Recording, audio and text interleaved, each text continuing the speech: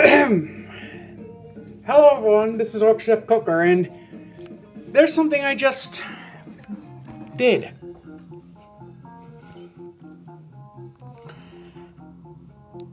See, it seems extremely easy to connect your DualSense and DualShock controllers to your computer if you still have the charging cable.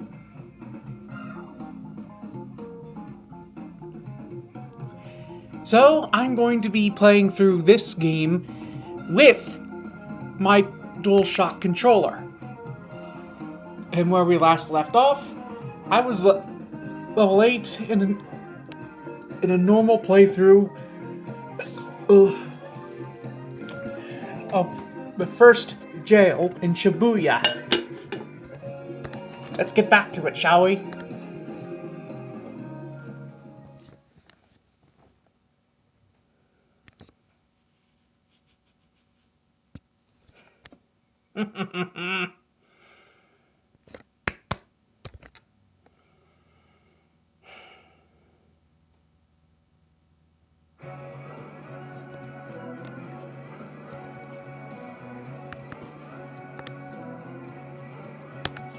Let's go.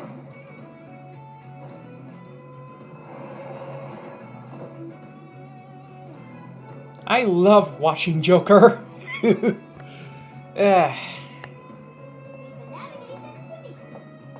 Already planning on it.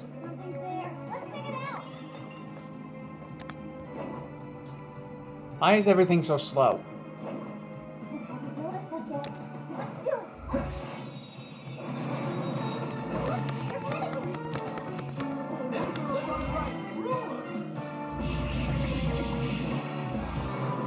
Should not be running this slow.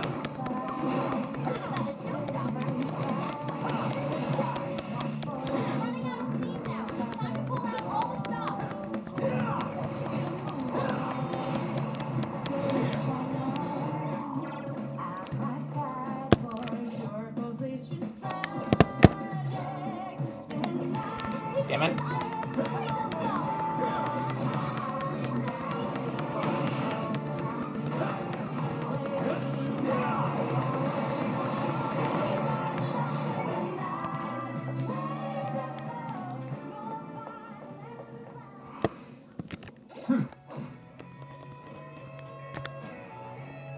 Hold on, let me adjust the settings.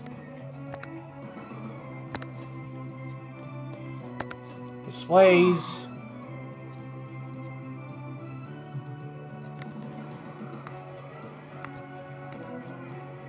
And let's go to 30 and see what that does.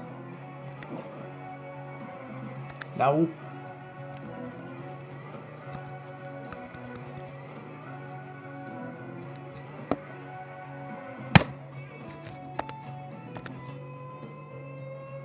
That just slowed it down even more.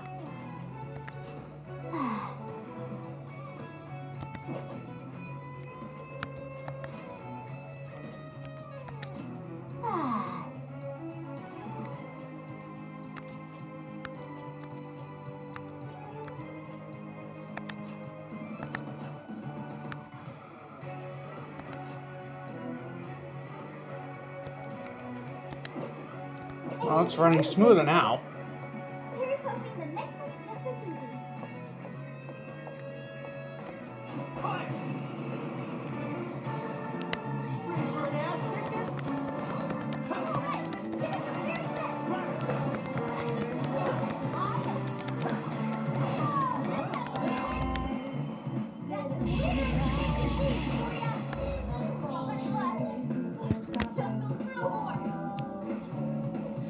I don't see anyone left.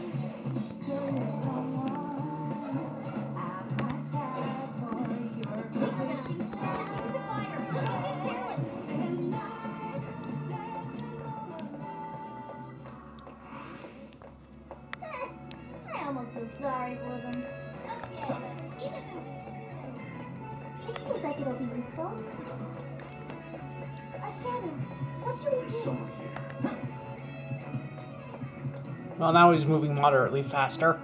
The game's still acting slow, though.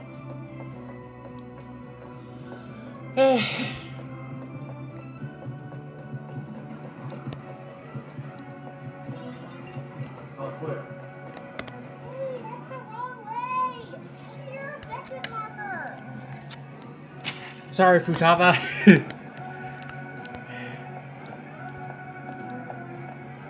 Wait a minute, where is the objective marker? What's that?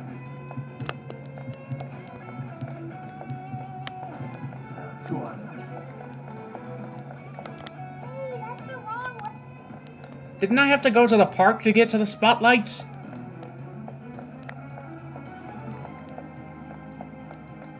What's that?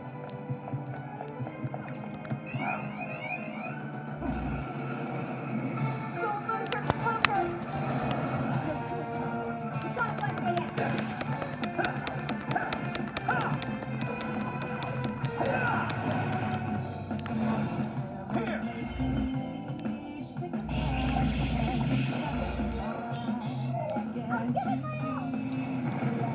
Persona! You're mine. Perhaps I should be taking notes. I didn't put Fox on this team.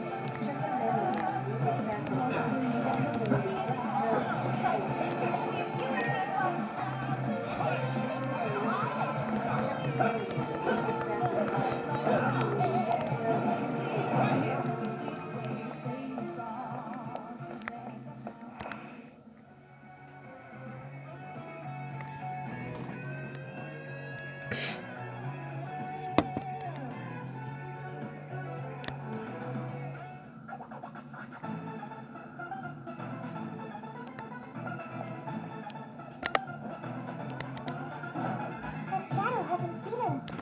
What should we do? Show me your true self. Ambush it and get as much as XP as we can.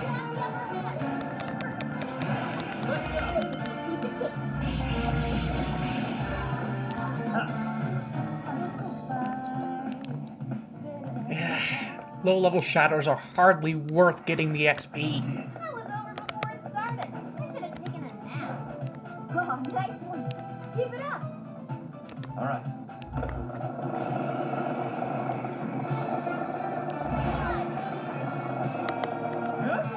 Leave it to me.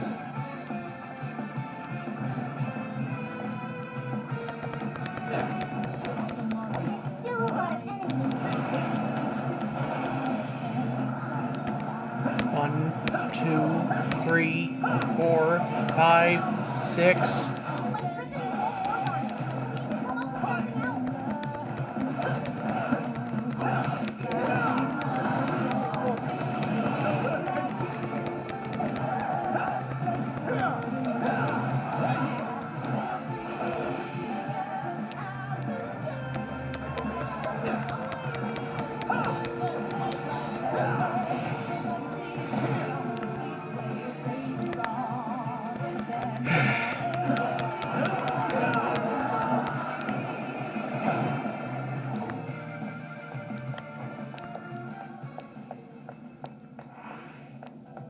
Don't forget what you learned from this battle.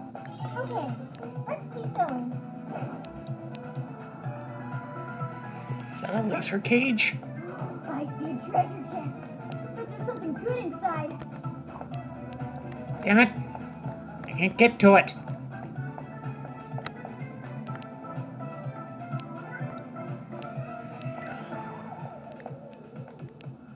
But I think I might know how we can get to it.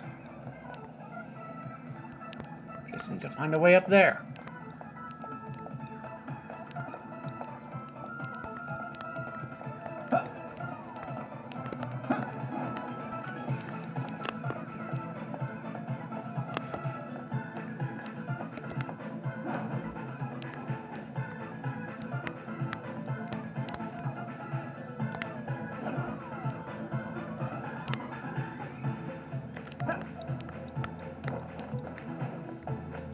I think I see something over there.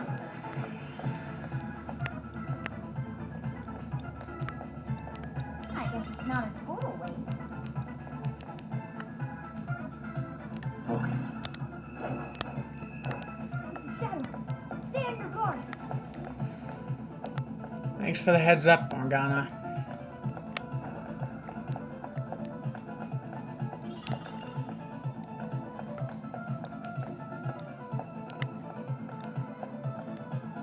Go ahead. Sophie, why don't you take care of him? Take this! This is our chance. Now, let's go! Go, go,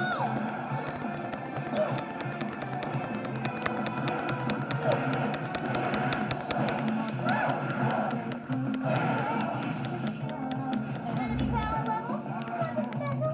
Take them down. They're on their last leg. Don't let up.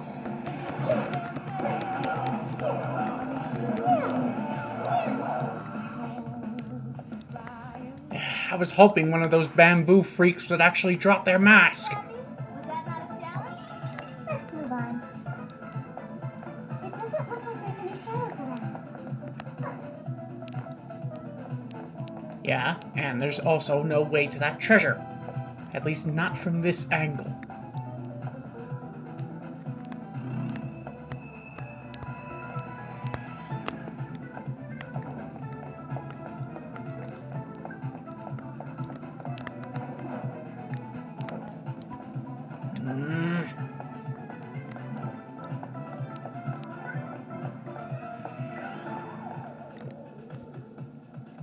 Aw, another locked door? We've made it so far.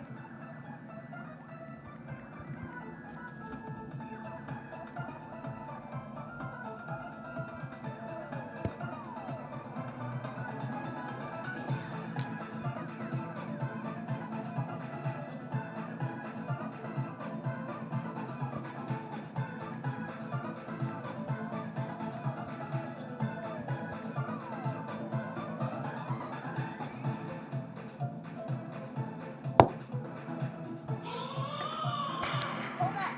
I think. Let's check out the camera.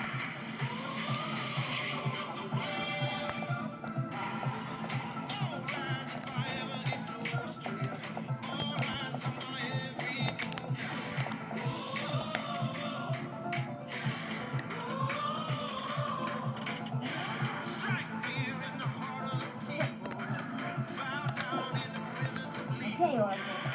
Time to get wet. Let's send these shadows back to the Shadow Realm!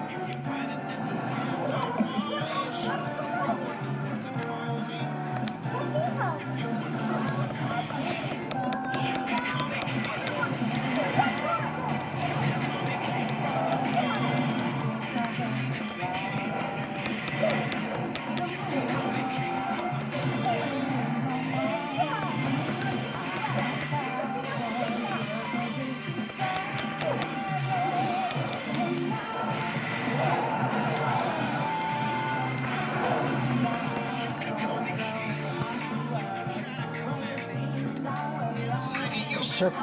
Square, square, square, square, triangle.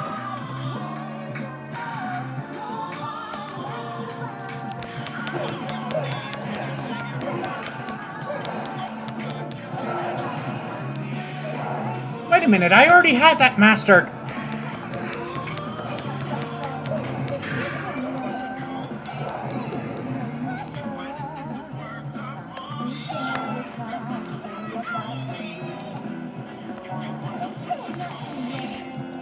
Back off.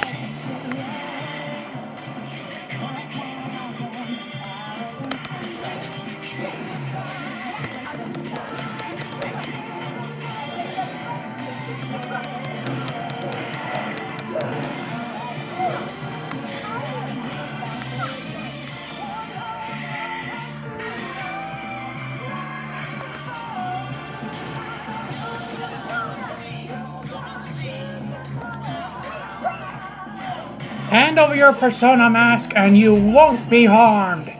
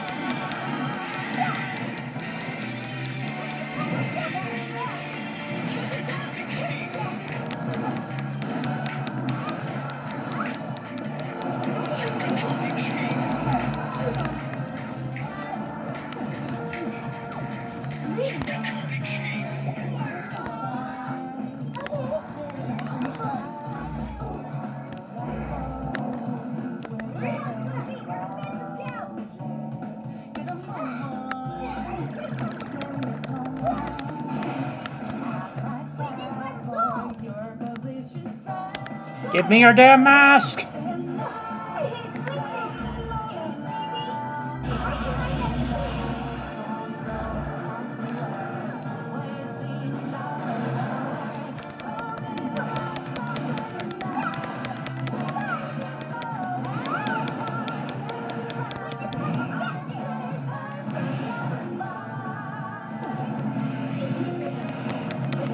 I will have your mask for my collection!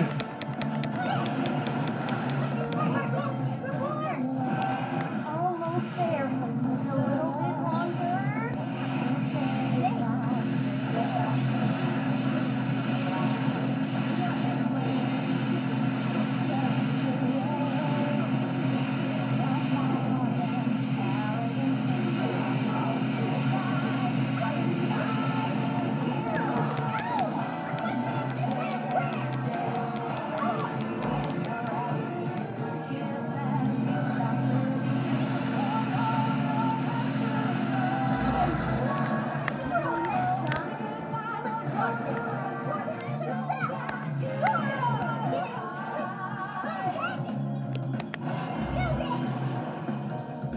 Give me your damn mask! Stupid bamboo things. Yes!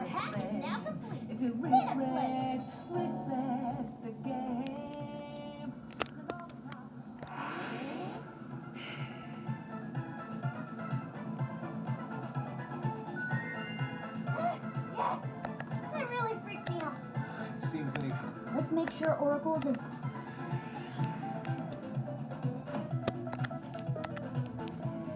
Before we move forward, Make sure you don't burn yourself out. let's take our little feline friends to the checkpoint nearby. Save.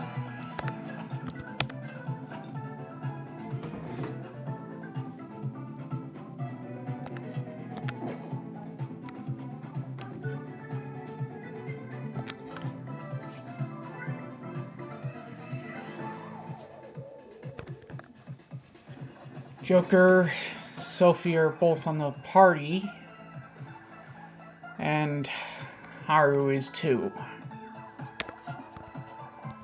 Let's change it to Ryuji. He seems the strongest in HP right now.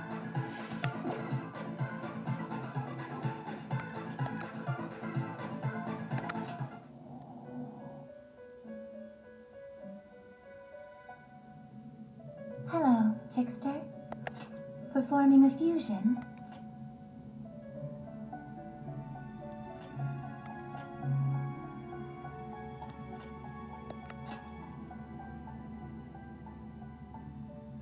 Choose which skill.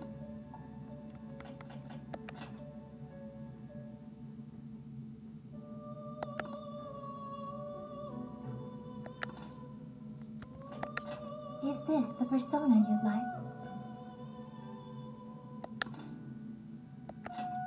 Now, let us begin.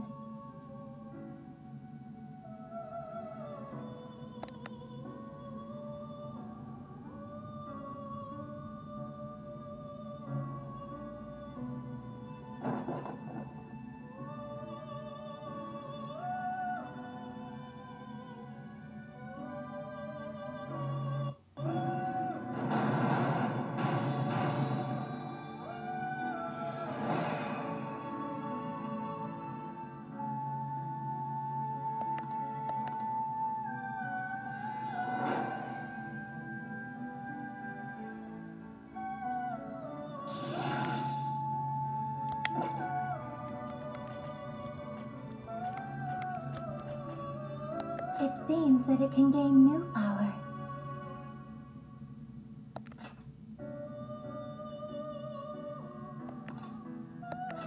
Choose which skill.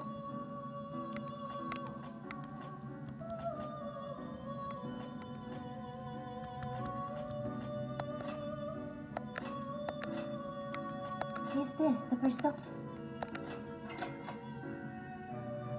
Now, let us begin.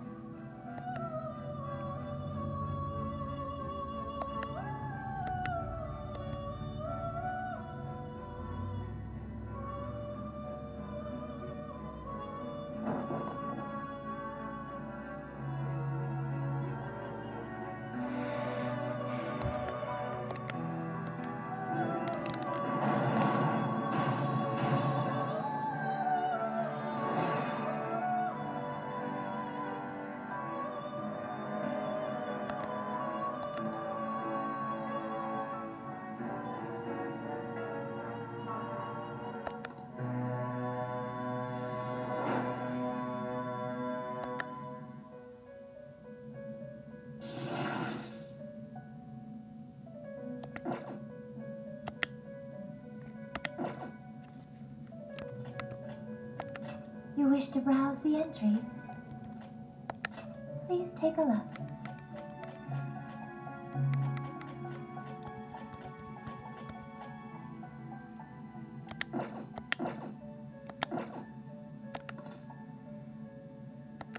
May luck be on your side.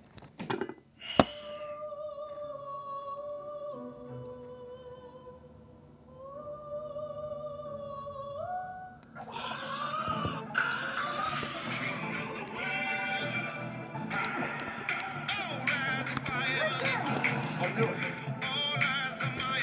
Take this. McCoy, what's that? McCoy. McCoy, what's that?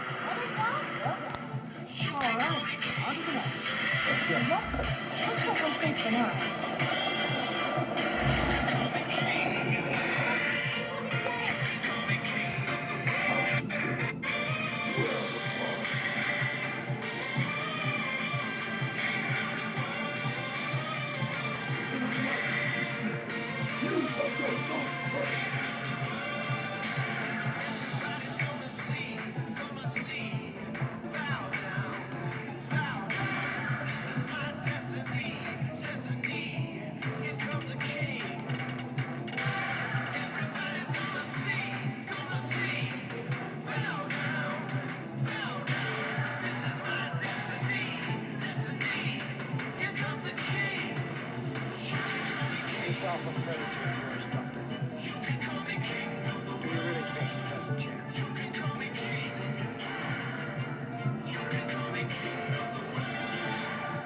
that right?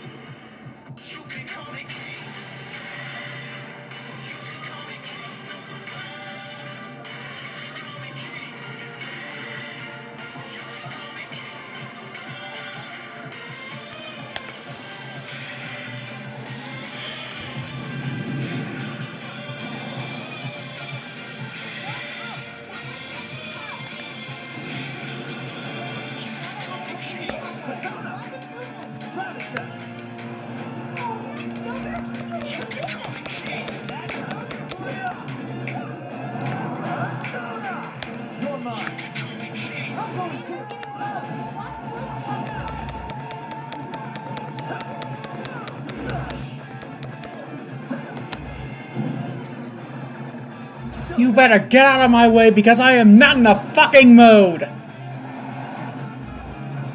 What's that?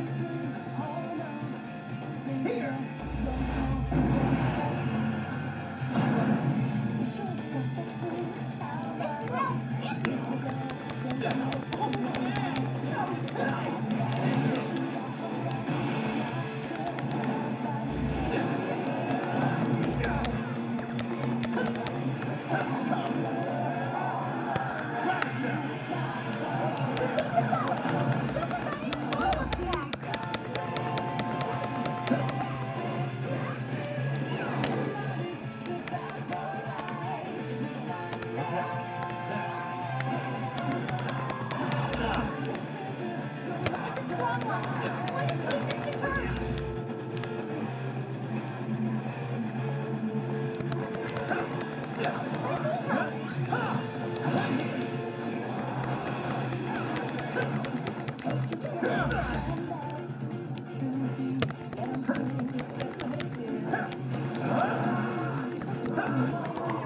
Not here.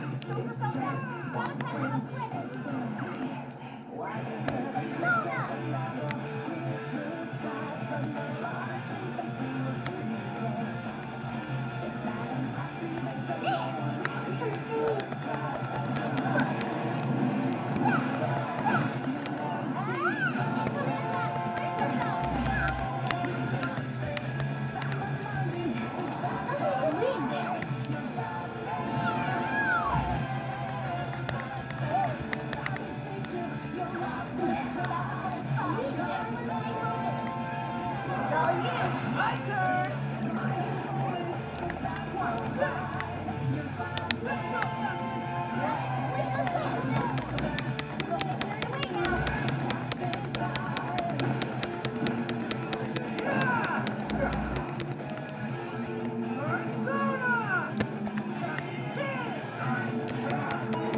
Like I said, you holy fuck, I am not in the fucking mood!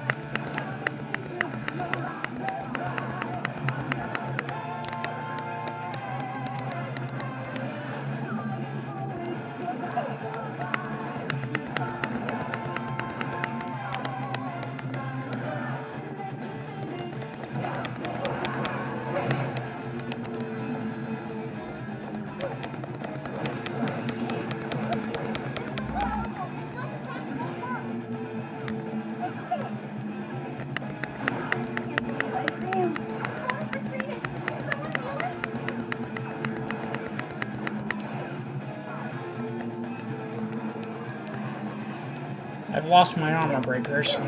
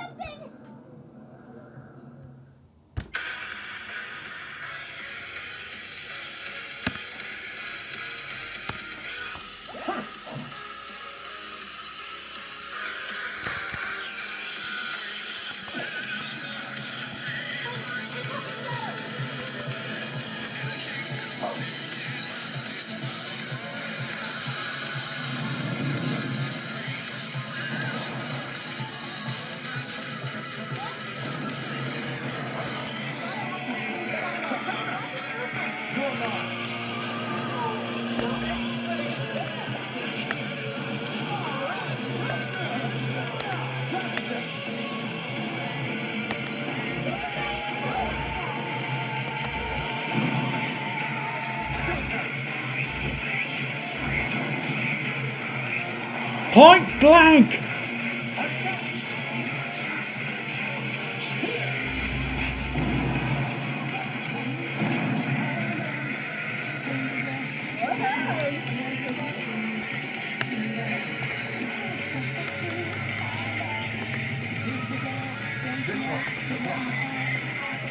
Oh, god damn it.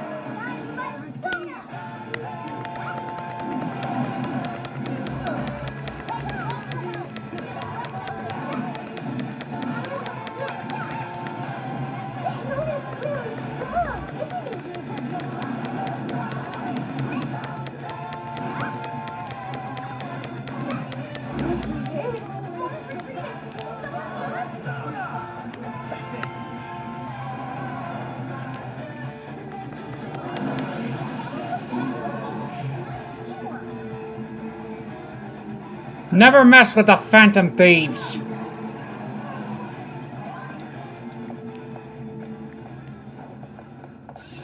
Okay. Getting stronger, Joker. Oh, you guys roll! Now it's just a climb to the top. Full speed ahead.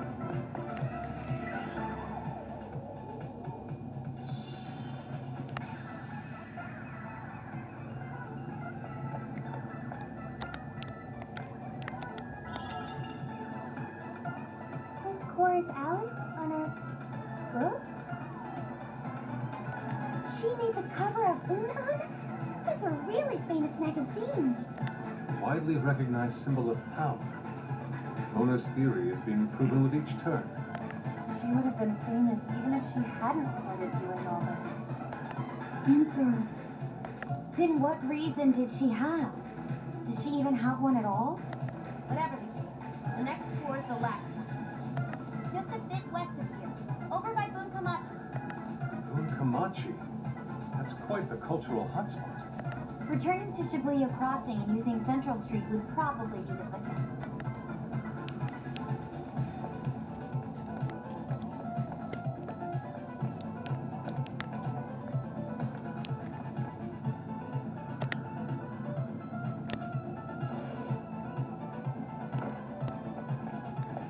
Good thing they put that in. I still have no idea how to get to that, though.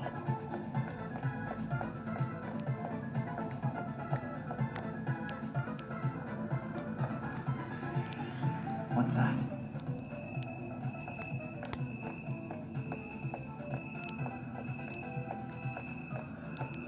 Wasn't there a checkpoint here not too long ago?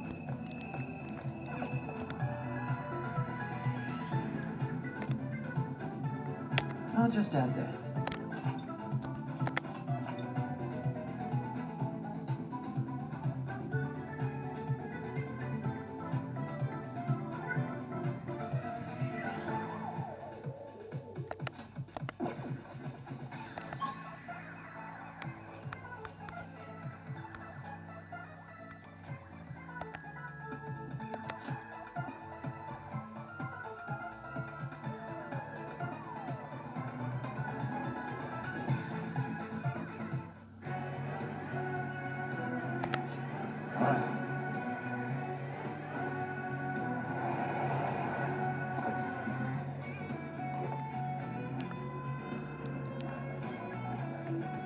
Remember how we used to go tearing through palaces together?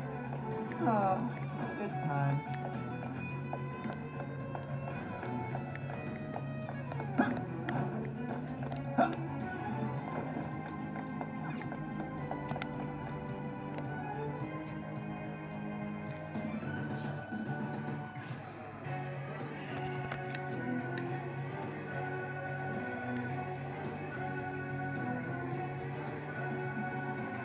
Once you get past Central Street, you'll be at Winkamachi. Room Kamachi is home to the large ballet hall as well. Ballet? Oh, I got it. Where wealthy people have others park their own vehicles for them. That would be valid. Ah, this looks like something for me to get my paws on. Then get to work, Oracle.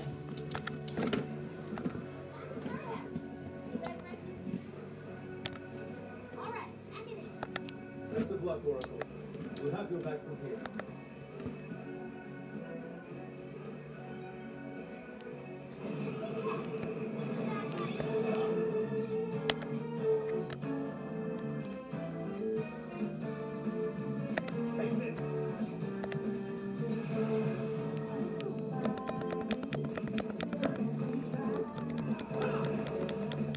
Yes, and I will try to refrain from using the HP skills as much as possible.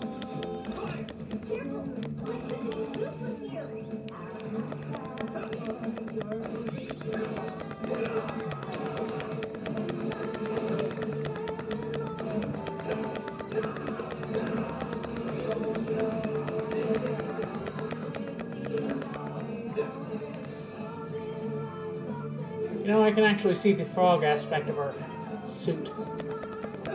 She looks like a tree frog.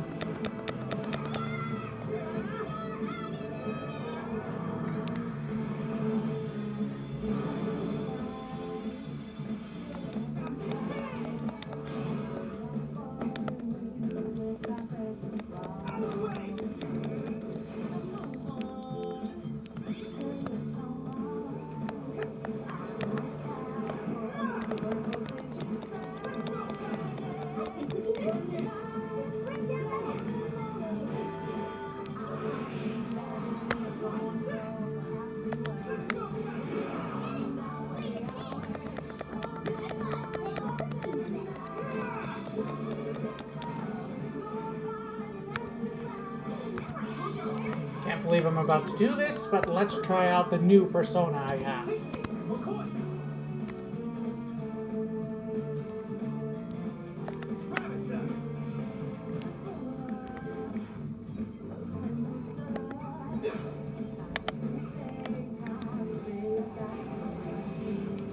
Yes, finally, a McCoy mask!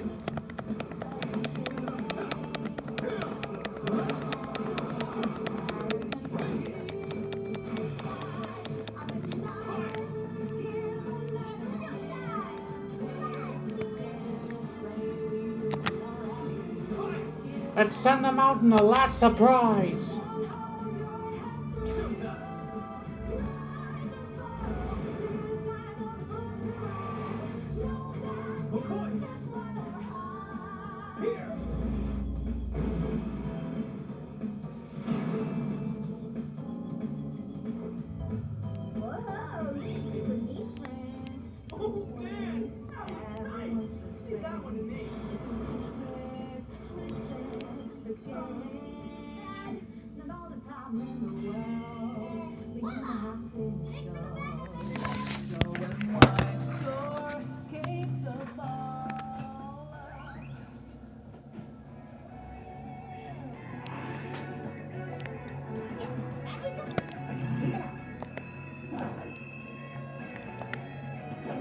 Found a shadow. Don't get caught off guard.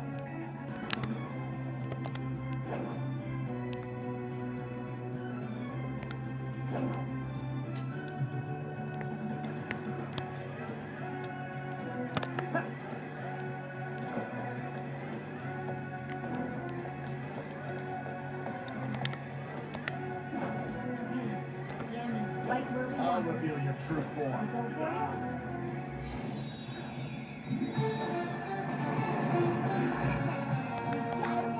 Strike!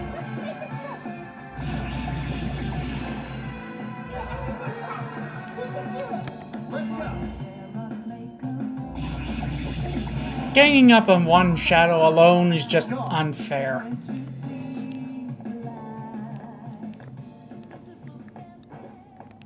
What's that? Wait, it's over?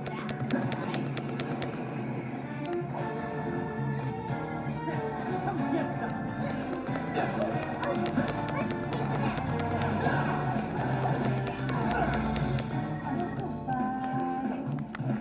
Let's go! Take this! That's Joker for you!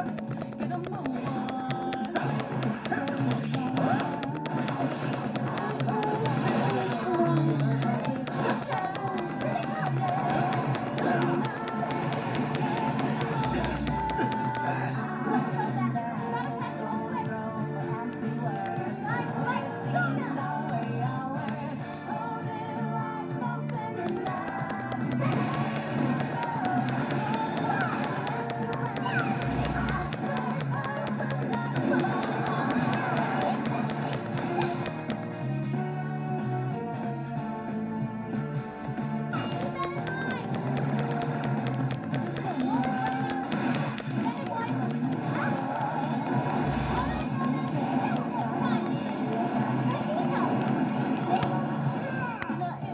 Time for this cat to go hunting!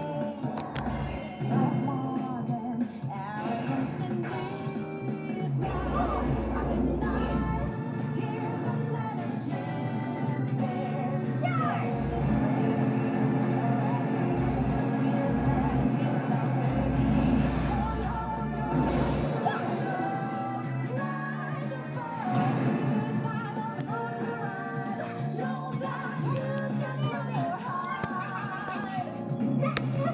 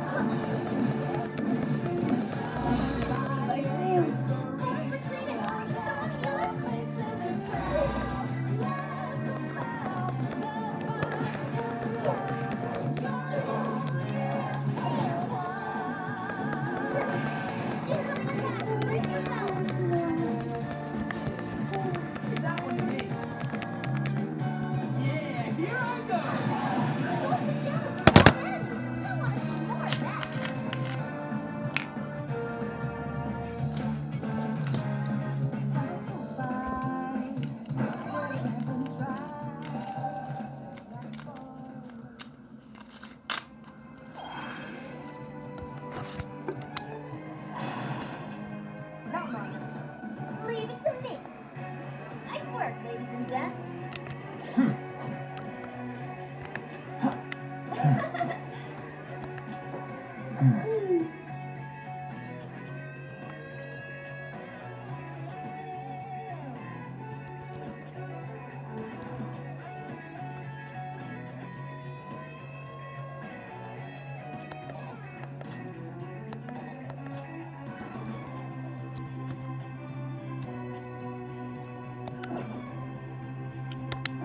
Okay, let's keep going. I can't fight like this.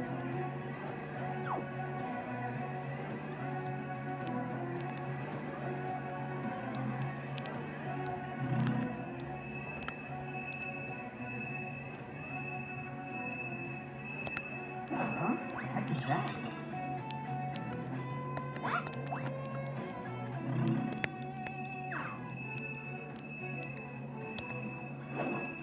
It's a shadow. Stay on your guard.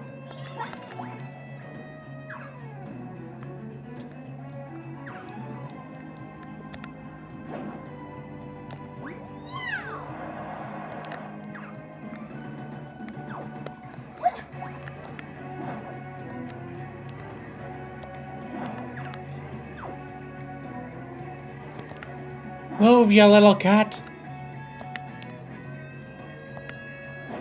Let's go.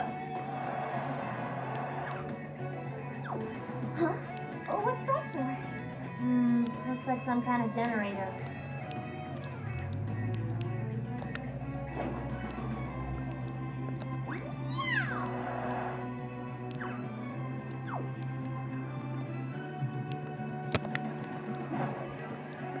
Let's go.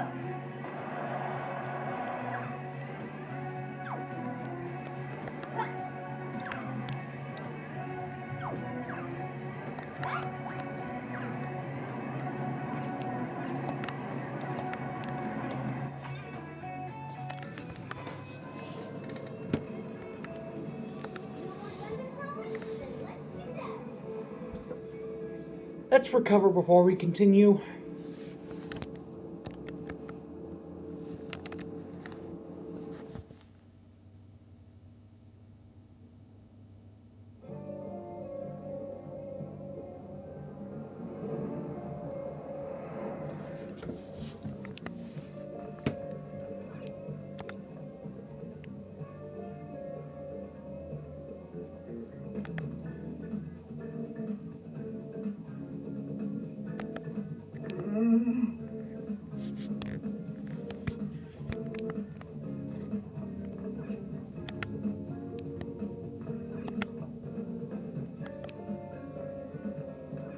Let's get to work.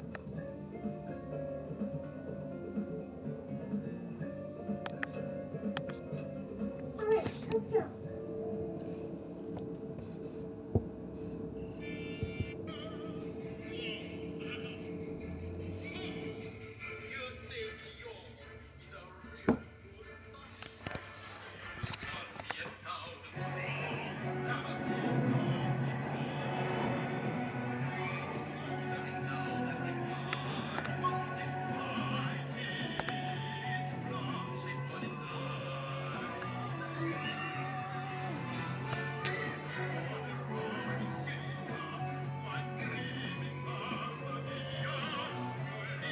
Here, what's our next move?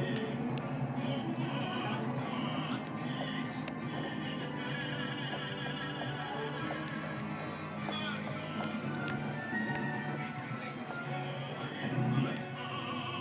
Focus.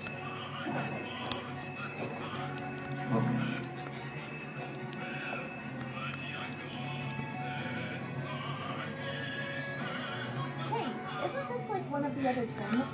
Sounds like we need you for this one too. The screen's not on. I don't think it's powered up. But we have? But we have nowhere else to go. Oh, right. I think I remember spotting some huge machine on Central Street. Maybe that's this terminal's power source. I believe that's our only lead for now. Let's recover.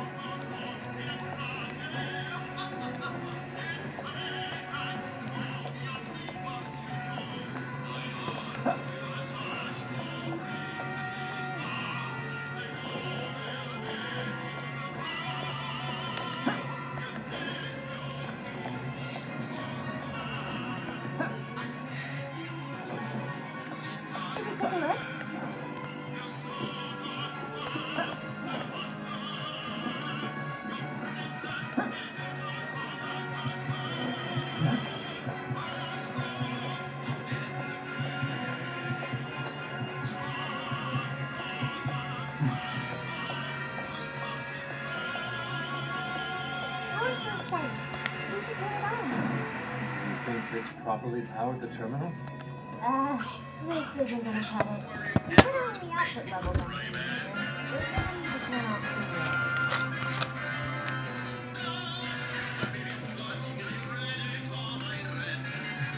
Rain Man isn't a goofy, brainless, hopeless eggplant. Leave it all to me. Setting star no one will see. Prize you get eclipsed in the rabbit's company. Leaving your twin ship with low boxer squeaker. Please do detox from your sneaky sneaker.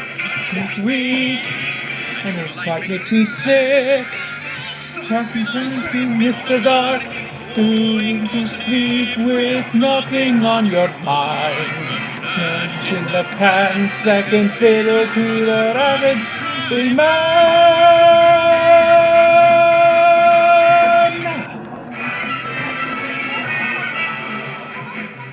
People, my friend, so to say, you're inside 'cause you're never ever right.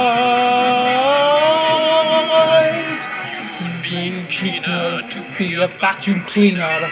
You look like one, you talk and you kill the fun. That's your zeros. You can't do it anymore, I'm sick of the lousy Ford. Grant the social life, and the war never replace me. I'm the one the public adore.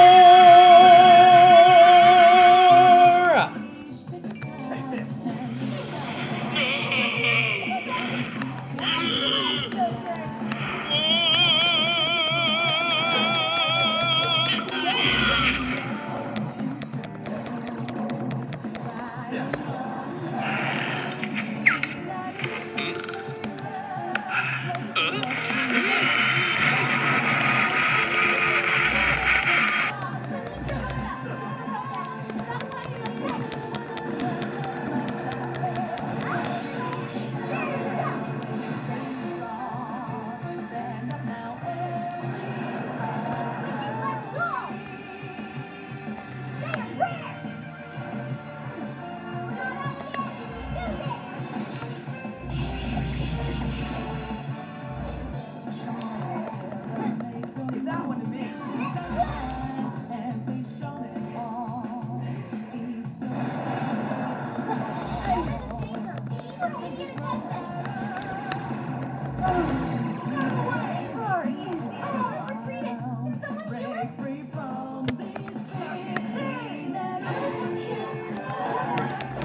Can someone heal her?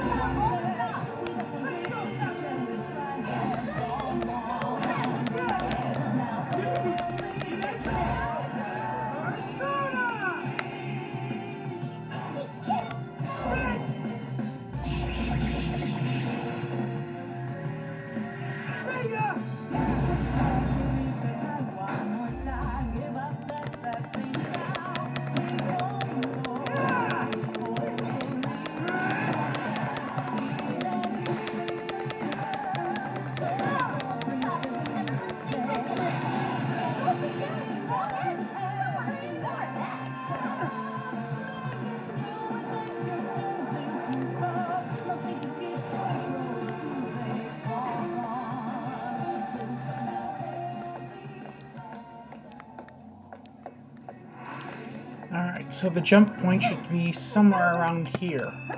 Okay, let's keep going.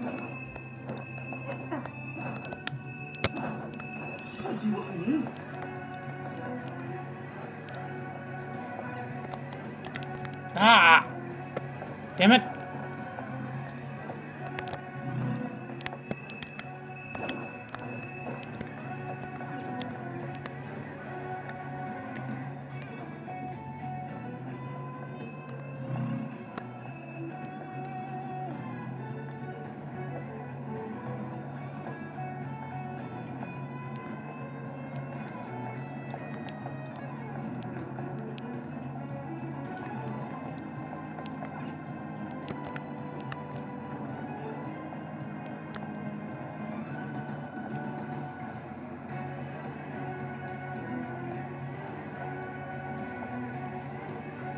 I honestly have no idea why the game is being so slow. Generator.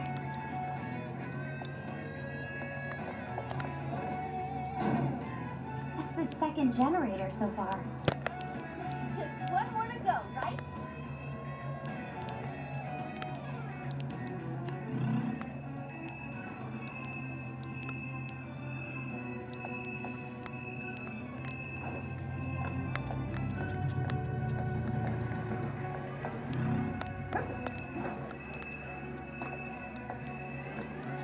Damn it, wrong end.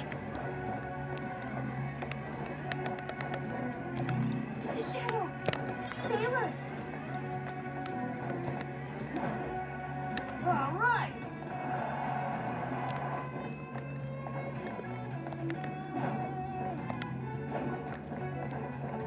Pretty low on stamina. Might want to head Here back I before it's go. all gone.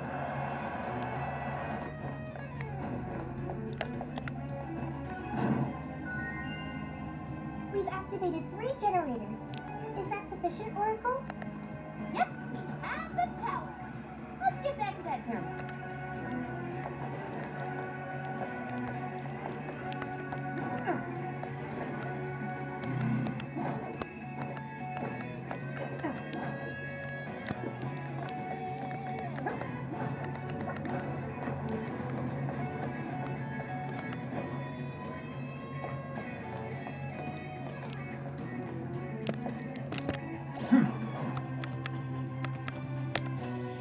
Eh,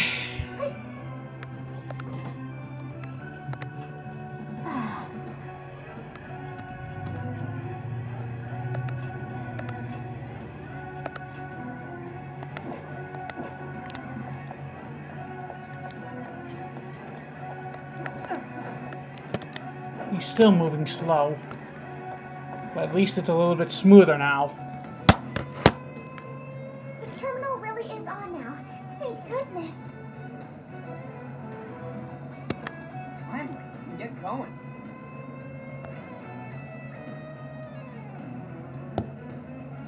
We all make mistakes. Not Some are just yet. small, some Oracle are still has big, to happen. and some are bigger. Much, much bigger. And the bigger these mistakes are, the bigger the price tag that's usually attached to them. From minor mistakes leading to million-dollar losses, to corporate incompetence that's bankrupted businesses, it's time to take a look at even more of the most expensive mistakes in history.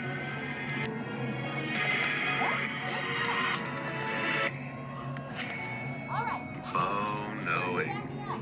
Minor cases of negligence don't often have huge impacts, but as Montana Rail Link learned back on July 3rd, 2014, sometimes they really do.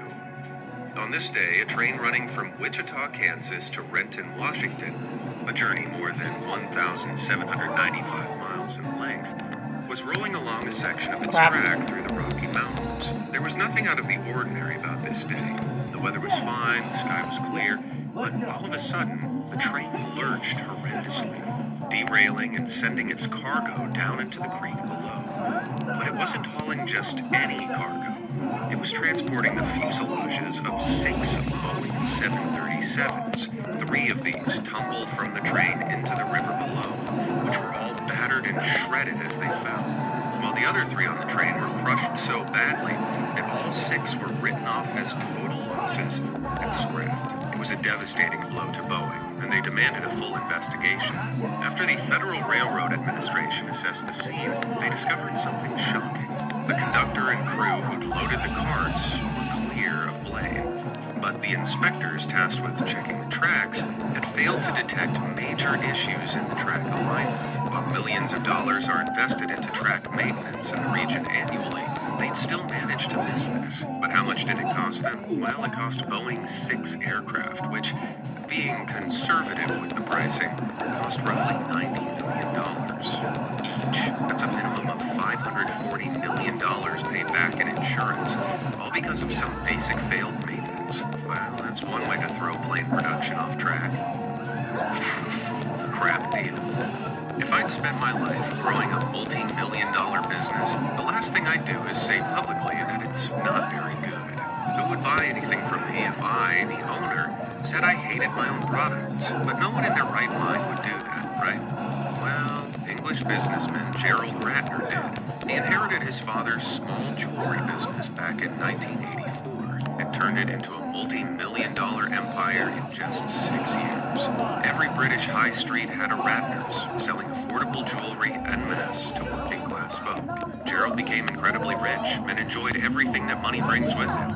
He got to meet influential people, frequented high society events, and was asked to be a guest speaker at important conferences. And it was that last one that undid him. Because on April 23, 1991, he was invited to speak at the Institute of Directors. In an attempt to impress the crowd, he boasted about how he was able to sell expensive-looking items for pennies on the dollar. And then he said this. People say to me, how can you sell this for such a low price? I say because it's total crap. Yeah, he called everything he sold total crap for clout. But he wasn't done there. Oh, no. We even sell a pair of earrings for under £1. Gold earrings as well. And some people say, well, that's cheaper than a prawn sandwich from Marks and Spencer's. But I have to say, the sandwich will probably last longer than the earrings, but... Yeah, for a few jokes at his customers' expense, he publicly degraded his entire empire while being recorded with the media present. And oh, they had a field day. They put him on front pages and printed his gaffe word for word. People stopped buying the self-proclaimed crap Ratner sold, and the company's share price dropped steeply. In just 10 months from his speech, Ratner's stock declined by 80%. Gerald himself had to sell what was left of his company shares to pay off the $1.3 billion he owed the bank after he was let go as CEO from the company, and so walked away with absolutely nothing. He became known in the UK as Mr. Crap, and as far as I'm aware, still is to this day. Crash landing. If I tell you to think of a Hoover, you know what I mean, don't you? No, not the president, the vacuum cleaner. In the 20th century, Hoover, a U.S. company with a large UK presence, enjoyed a near monopoly of vacuum sales, to the point where their names became ubiquitous with the product. But from 1987 to 1992, as the recession hit and competitors entered the scene, their profits fell, though they were still dominating about 50% of the market. Hoover needed to boost sales, so they decided to create a one-of-a-kind offer, which is how their now infamous 2 free flights deal was born. In 1992, they teamed up with a small travel agency called JSI Travel, who also struggled in the recession, and created a bargain deal. UK customers who spent more than £100, about $250 today, on Hoover products would get 2 free round-trip airline tickets to a destination in Europe worth several £100, which they'd subsidized through JSI Travel. It was a bargain, but Hoover made the process of attaining the tickets incredibly difficult, with plenty of different forms to fill out and mail off multiple times, tight deadlines, and limits on destination choices. They did this hoping people would buy their products and then give up on redeeming the difficult deal. This way, they wouldn't have to fulfill as many flights which had been booked in bulk by JSI, leaving them in profit, and it worked. Products were flying off the shelves, and very few people actually persevered with the free flight. A headbutt? And that's when they made a fatal mistake. Light physical damage to an area of foes with medium chance to inflict forget. Round trips to America for anyone who bought 100 pounds of products. At the time, this was easily more than 600 pounds of free flights, roughly $1,400 today. They assumed people would buy more expensive products in tandem with the offer, and just as few people would jump through all the hoops to get the tickets, leaving them in even more profit. And that's where they were horribly wrong. British customers ended up purchasing the cheapest products possible to qualify for the flights, and then, en masse, persevered through all the hassle to get their tickets. Hoover had anticipated about 50,000 people would apply, but more than 300,000 did, a 500% increase on their estimations. So, while Hoover had generated £30 million in sales, about $65 million from the promotion, the costs of the flights they promised was at least £100 million. That's $219 million. Unable to follow through on their promotion promises, public backlash drove the company's sales into the dirt. Essentially, Hoover was ordered to cough up the equivalent of $72 million on flights for some 220,000 customers. And even then, at least 100,000 applicants never received their tickets. Public perceptions of the brand were shattered. In the 2 years following the marketing mishap, their posted losses were in the tens of millions.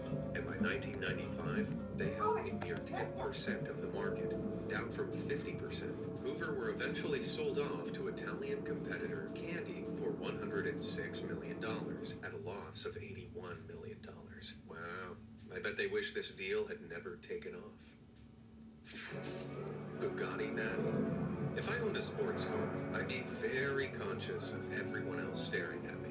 Okay, not me, the car. I mean, supercars stand out, and they're usually pretty loud and low to the ground, and just look out of place next to any other four-wheeled vehicle on the road.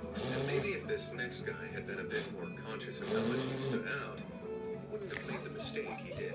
Back in November 2009, the driver of a Bugatti Veyron, one of the most expensive supercars in the world, with a price tag of over $1 million and one of only 15 in the US at the time, crashed in an East Texas swamp. He completely ruined the engine and totaled the car as it sank into 3 feet of salt water. Luckily, he had insurance, and when he made his claim, he stated he'd been driving along when, all of a sudden, a pelican flew in front of his car, causing him to swerve into the swamp. I mean, it sounds legit, and his insurers definitely thought so as they were ready to pay him the $2.2 million payout. However, forgetting he was in a supercar and attracting a lot of attention, a passenger in another car on the road at the time was actually filming him. Okay, not him, his car. Yep, that's the driver. Now, I can't show him crashing into the lake, lest I tempt the YouTube demonetization hammer, but take my word for it. A few seconds after this, he swerves into the lake. Did you notice anything missing here? Yeah, I didn't see no pelican, and when the clip inevitably went viral, neither did the insurers. And in 2015, he was found guilty of conspiring to commit fraud and was sentenced to 3 years in prison and ordered to pay back $600,000 to his insurers. If that doesn't teach you to always check your blind spot, I don't know what will. Supercar stunts.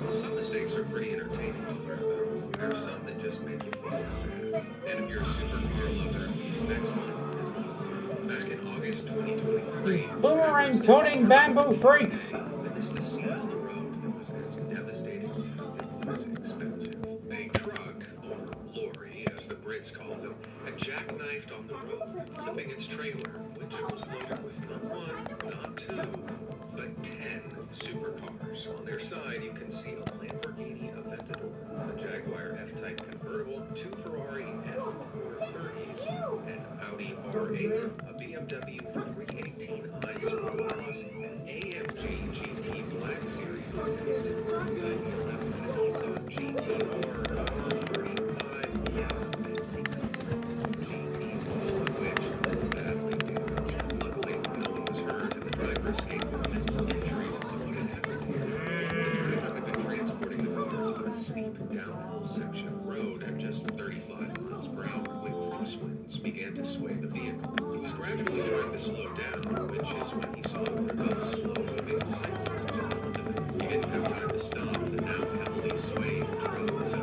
made the heroic decision to jackknife the truck and save the cyclists.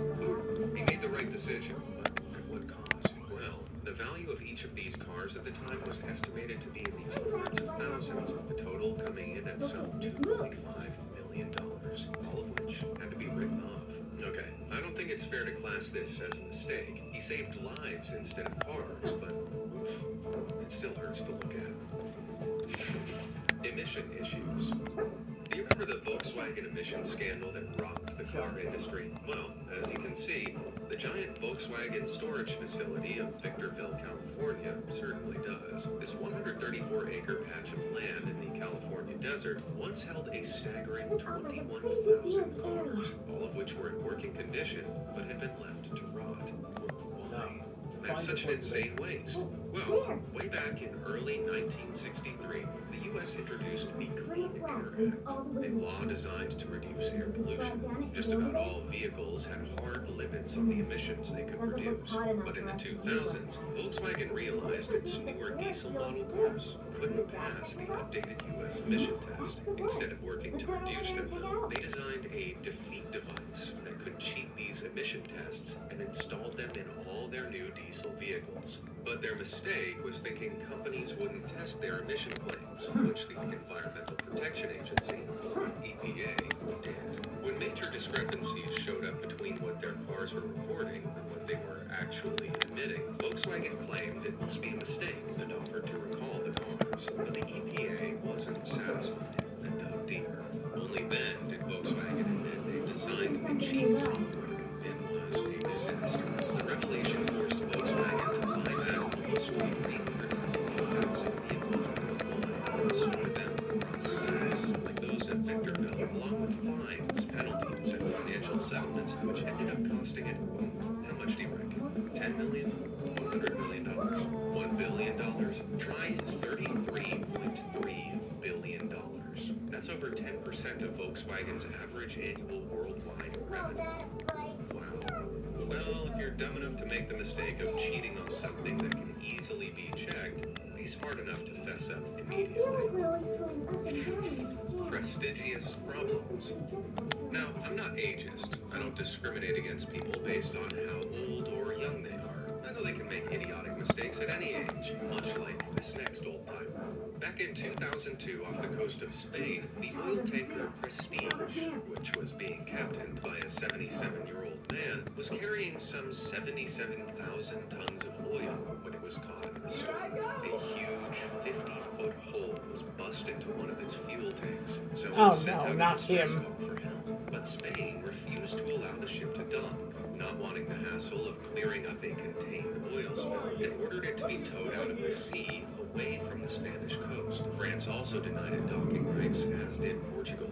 No one wanted this inevitable mess on their hands. Then, 6 days later, the ship broke apart and sank. As it did, it spilled 50,000 tons of crude oil into the water, polluted thousands of miles of coastline, and resulted in one of the worst environmental disasters in Spain's history. It was so extensive, the cleanup operation took years, required tens of thousands of volunteers, and cost over $600 million. But how did this happen in the first place? Well, for a start, the ship's tanks were defective, but the 77-year-old captain apparently wasn't aware of this. Not because no one told him, but because he refused to take part in any of the inspections, or read the log of the previous captain, which listed extensive defects in the ship. The ship was also in such poor condition, it was barred from entering ports in the US, Cuba, Lebanon, Finland, and Denmark. That is a lot of red flags. But the captain claimed, I almost can't believe he said this, that didn't seem to have anything to do with me. I'm sorry, you're the captain? The structural integrity of your ship has everything to do with you. He was eventually sentenced to 2 years in prison, and Prestige's insurers were hit with a $1 billion fine over the spill. But all this happened over 20 years ago. No payout has been made yet. The legal battle for that $1 billion is still ongoing. It's enough to make you feel seasick. Lake Peigneur. Back in 1980, Lake Peigneur was a pretty normal body of fresh water located in the U.S. state of Louisiana. Notice how I said was there? Yeah, that was subtle foreshadowing. At an average of over 10 feet deep, stretching over 1,300 acres, this lake was home to huge deposits of terry oil beneath it, along with cavernous salt domes and mines that tunneled through the region. It was these deposits that Texaco Oil Company was mining for, using a floating platform positioned in the middle of the lake. But on the morning of November 20th, 1980, the crew on the platform reported that the tip of their 14-inch drill shaft was stuck 1,228 feet down. As they pulled the drill out, strange noises began emanating from the water. They decided to abandon the platform. And a good thing, too, because all of a sudden, a giant mud crater opened up below the platform, creating a whirlpool that grew to a quarter-mile wide, sucking down the entire platform, several lakeside homes, and 11 barges. Over 65 acres of the lake was swallowed up. and so much water drained into the caverns that the flow of the Belcam Canal, which usually emptied the lake into Vermilion Bay, was reversed, temporarily creating the biggest waterfall in Louisiana. This caused salt water from the Gulf of Mexico to flow into the newly dry lake bed. In just 3 days, the lake was filled with water once more, but instead of a 10-foot deep freshwater haven, it was now a 200-foot deep saltwater sinkhole. But what had happened? An investigation revealed that Texaco were conducting exploratory drilling in the lake, and after miscalculating their position, had drilled down into one of the salt mines. The fresh water began to dissolve the salt, enlarging Damn the it. hole and draining all the water into the cave below. Texaco was ultimately ordered to pay some $44.8 million, about $150 million adjusted for inflation, for the damage they caused. If I'd been in charge of that rig, I think I'd have been so embarrassed I'd have let the sinkhole swallow me up. A missed opportunity. A lot of big companies are always looking to expand by acquiring new companies. Meta bought WhatsApp, Apple bought Beats, Microsoft bought Activision Blizzard, the list goes on. These companies bring in millions, often billions of dollars to their parent companies, though it's sometimes a gamble, with some acquisitions not paying off. It was this kind of risk that was presented to Excite.com's CEO George Bell back in 1999. Excite was one of the leading search engines at the time, second only to Yahoo. Things were looking good for the company when two young men approached the CEO with their own search engine, looking to sell it to them for $1 million. It looked functionally similar to Excite, but had technology that would allow the engine to grow much faster. Bell initially offered the pair $750,000 to buy the engine and have them both come work for Excite. But then it all fell apart. One of the men said that if they did come work for Excite, they'd need to scrap all of Excite's current tech and replace it with their own search engines. The deal fell apart. Fast forward to today, and Excite no longer even cracks the top 20 search engines, unable to keep up their functionality with the demand of the rapidly changing world. But can you guess where the search engine they turned down now places? Currently, it's number 1. Yeah, those two men Bell was approached by were none other than Larry Page and Sergey Brin, the founders of Google. In 2020, Google's parent company, Alphabet, hit a market value of $1 trillion. Yeah, that's trillion with a T. I don't reckon Bell was excited when he heard that. Another missed opportunity. Hang on, back up. Before, do you remember when I said Meta, Facebook's parent company, acquired WhatsApp? Well, that story also belongs on this list. Back around 2007, John Cohn and Brian Acton applied for jobs at Facebook. They'd been working at Yahoo for several years, and while they had plenty of tech experience to work for the social media giant, both were turned down. Not long after, Jan began tinkering with a new iPhone app he'd created that would allow people to set statuses on their phones. Contacts would be able to see what their friends were up to at any given moment. For instance, I'm busy, or at the gym, please don't call. It was buggy, but Brian encouraged Jan to perfect it, and a few months later, he switched it to focus on instant messaging. It was much smoother than traditional SMS messaging. Alright, It didn't Mona, store blow users' them messages for away! privacy, and it was free. Naturally, people flocked to it. Can you guess what it was called? Yeah, WhatsApp. Currently, around 2.7 billion people use it worldwide. In 2014, it was purchased by Facebook for an unreal $19.6 billion, adding an extra $3.6 billion to keep all WhatsApp's employees. And to think, if they just hired Jan and Sergey before, they could have made it for them for free. Man, I wish I could have seen Zuck's face when he realized who he was buying WhatsApp from. Going under. Remember 2020? Yeah, the COVID-19 pandemic put a lot of livelihoods at risk. Bills rose, groceries skyrocketed, rents with them. Getting by was hard. The rich folks had it fairly easy, though, which is what makes this story from 2020 kind of satisfying. In March of that year, a gargantuan 230-foot super yacht called the Nora of Riyadh was docked in a harbor in Greece. With 11 luxury cabins, a cinema, a jacuzzi, and room enough for up to 18 guests and 16 staff, this boat is a real beast. But like all big boats, it needed some routine maintenance, and so it was hauled out of the water. However, the crew in charge of mounting the boat properly failed to secure it, and as they were hauling it out of the water, it began listing starboard. That means right in boat speak, and capsized. Now, if you're anything like me, a boat being tipped on its side like this might not look that bad. But when you learn that this boat was worth some $70 million, you might begin to feel as seasick as I do. The boat was eventually refloated and towed to another dock for inspection, but all of the manpower involved most certainly didn't come cheap. USS San Francisco. No.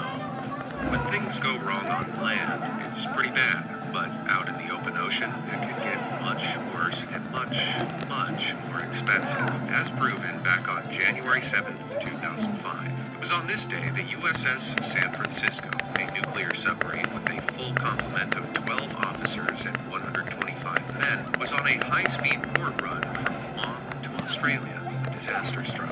While 525 feet under the waves, the 7,000-ton sub, traveling at roughly 40 miles per hour, suddenly slams to a stop.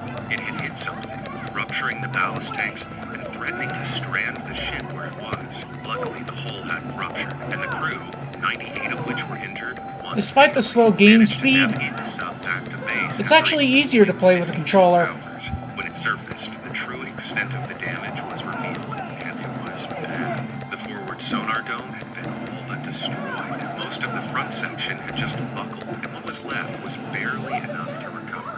What could have caused this? Had it hit another vessel, an animal, a mine? Nope, it was a mound.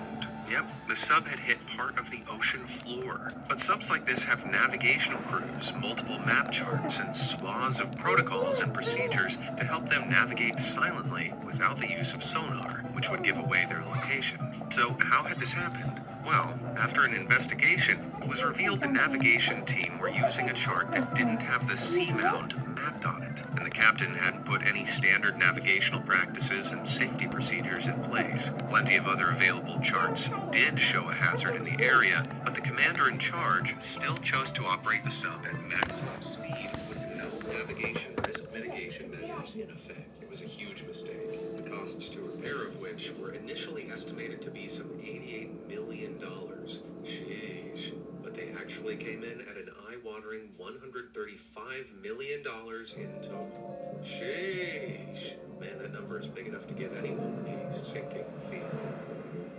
Which of these massive mistakes dropped your jaw to the floor? In 1804, the world population hit 1 billion for the first time ever. As you can see from this graph, the world's population has grown exponentially since then, hitting a staggering 8 billion people just 218 years later. What's scary is that this trend is showing no signs of slowing down, and all those people have to live somewhere. So, join me today as we explore some of the most densely populated places in the world right now, and what it's like to live there.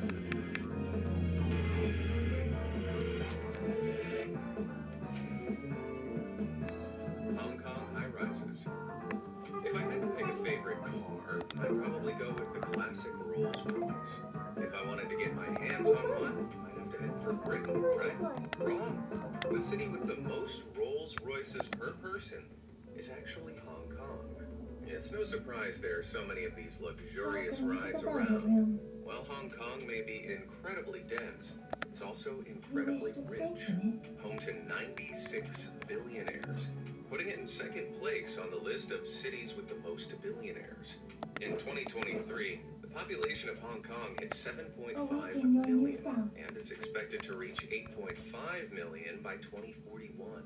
With population density more than 17,000 people in a single square mile. For perspective, if you were to lay them out on a square grid, there'd only be 45 feet between each person. Ultimately, Hong Kong stands as one of the most urbanized places globally, with every single resident living in a city environment. All this clamoring for space must mean housing competition is pretty fierce, right? You betcha. Hong Kong has earned its spot as one of the most expensive housing markets on the planet. comprising even Seoul, Taipei, and Bangkok. According to a 2017 survey, a median home costs a staggering 18 times the median annual income. That's just the average. That means someone making an average salary of around $55,000 a year needs to stash away $990,000 just to afford a home. For the super rich, this is peanuts. The less fortunate, like the elderly, those suffering from addiction and the mentally ill, are consigned to living in coffin houses. These are tiny apartments, often measuring just 3 feet by 6 feet. That's smaller than a Hong Kong prison cell, and if you can believe it, smaller than a standard U.S. parking space. Even if you try to escape Hong Kong, I don't think you'll flee the crowds. Just look at the congestion on the 50-lane Beijing-Hong Kong-Macau expressway. That was back in 2015 during Golden Week, a Chinese national holiday. So roads are a little busier than usual. And with that, I'm never complaining about my rush hour ever again. Shenzhen Squeeze. Did you know that the Chinese megacity of Shenzhen, here's a picture of it back in 2015, once looked like this? Whoa, that's a lot of development. Must have taken 50, maybe 100 years of development to build all that up, right? Try just 35 years. Back in 1980, Shenzhen had a population of 58,000. Today, it's home to 17.56 million people, crammed together at 23,000 per square mile, making it the most crowded city in all of China. And China isn't exactly empty, being home to over 1.4 billion people. Some areas are so overpopulated, schools have to accommodate mass testing by having up to 1,700 pupils all take the tests together on their playgrounds. There's just not enough space anywhere else. Now, what exactly drew so many people to Shenzhen? It all goes back to May of 1980, right after the passing of communist leader Chairman Mao. Stepping into the leadership role was Deng Xiaoping, a reformist who tweaked Mao's hardcore policies, shaping China into the economic powerhouse we now know. In 1980, Xiaoping declared Shenzhen the world's first special area, where communist laws were loosened and foreign investments and private businesses welcomed. Change was instant. Construction sites sprouted, offices and factories shot up. Rural communities were eaten up as peasants were forced to leave their homes to make way for the city. These days, Shenzhen is a melting pot of migrants who come to work in factories and do various other jobs. Though many experience grueling conditions, low wages, and next to no labor protection. And when it comes to crowds, there's no respite. Here's local Jolisha Beach in summer, which gets so crowded it has a dedicated booking system citizens use to reserve a time slot to use the beach. Shenzhen sits within the Pearl River Delta, alongside 8 other cities like Guangzhou and Foshan. Big plans are on the horizon, with Chinese central planners aiming to merge these cities into one super-connected megalopolis by 2030. It's like a tale of 2 cities, or in this case, 8. Road to Damascus. The Syrian city of Damascus is one of the world's most densely populated places, with over 58,000 people per square mile, more than Shenzhen and Hong Kong. Damascus is also one of the oldest continually inhabited cities globally, being founded in the 3rd Damn it. BCE. That makes it about as old as the moon is. Now, when I say Syria, what probably comes to mind is the terrible civil war that began in the 2010s. As a result, nearly 1 million domestic migrants from other parts of Syria fled to the kingdom, which explains its high population density. In 2020, 4,000 Palestinian refugees came to the kingdom, despite the largely destroyed public infrastructure. Due to being in the middle of a civil war, Damascus doesn't fare too well for the local livability rate. In 2022, it was listed as the least livable city on earth, scoring poorly on factors such as stability, healthcare, infrastructure, and education. Jeez.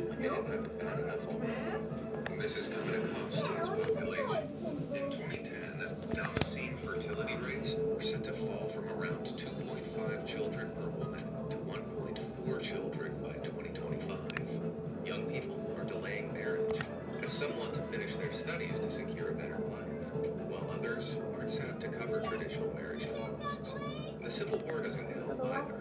So perhaps Damascus won't be on this list much longer. In spite of the turmoil, ordinary Damascus citizens carry on with life as best they can. Take the Damascus Gate, for instance. It's the world's largest restaurant.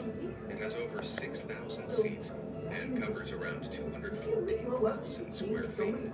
That's 3 times as big as the White House. Probably has a more varied menu, too. That should be the last of the US power stations. Malay Masses. The Maldives. The classic tropical paradise. A hub of luxurious resorts and beautiful beaches. But did you know that this idyllic haven could soon be underwater? The chain of islands that compose the Maldives. Except now you have to find a way to get out of the prison. Take Marley. Prison. Not only the most populated island in the Maldives, but also the 5th most densely populated island. Marley's population of 252,000 people, spread over the 3.2 square mile island, means on average 59,000 people are squeezed into a single square mile. That would be like 163 soccer players crowded onto a single field at once. Marley is a bustling hub of trade and tourism, connecting Sri Lanka and India through trade routes. The population has surged due to job opportunities, better healthcare, education, and improved infrastructure. But with trade comes trash. Every Marley tourist uses 132 gallons of water and produces around 8 pounds of waste a day. Back in 1992, an artificial island, Thilafushi, was created to help solve Don't count on it, Marley's Stank. refuse problem, with more than 363 tons being dumped on this stinky isle daily. Unfortunately, the future of Marley isn't looking too bright. The Maldives boast the lowest elevation of any country worldwide. 80% of its land sits less than 3.5 feet above sea level. As these levels rise, the islands will become more cramped with people whose homes have been washed away. Trash Island will also have progressively less room for storage. To alleviate the population of Marley and its ongoing coastal erosion, the government created Hulu Marley, a brand new island in 1997. However, this too has now been developed to the point where it's looking more like Marley 2.0. Maybe they need another island. Wait, I think I'm starting to see a pattern here. Dense as Dhaka. There's nothing like driving along, tunes blaring, wind in my hair. Well, where my hair used to be. But if you're in the Bangladeshi capital of Dhaka, your driving experience will be a lot less pleasant, as the traffic there is the 5th But there are worst. 10 of you! Drivers have to battle with over 1.8 million vehicles on a labyrinth of roads, with the car's average speed being just 4.3 miles per hour. This is expected to drop to a snail's pace of 2.4 Yeah, miles that per makes hour sense. by Let's get out of here 2035, before we're surrounded. meaning it'll be quicker to walk than drive. The worst traffic jam.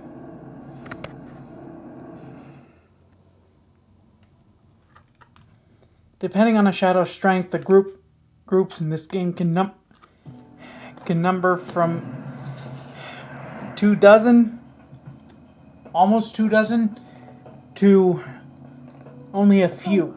In LA or even Mumbai has nothing on Dhaka. And it's a 50-50 chance for every single one of those shadows. Same with the Got another drones. thing coming. Every day, around 8,000 to 10,000 people clamor onto any available train. And I literally mean clamor, with all available space used, even the roof. In 2023, Dhaka's population was 23.2 million, a whopping 13.6% of the entire country's populace, which adds up to a population density of more than 60,000 people per square mile. And the city's growing. Each year, 400,000 people stream into the capital.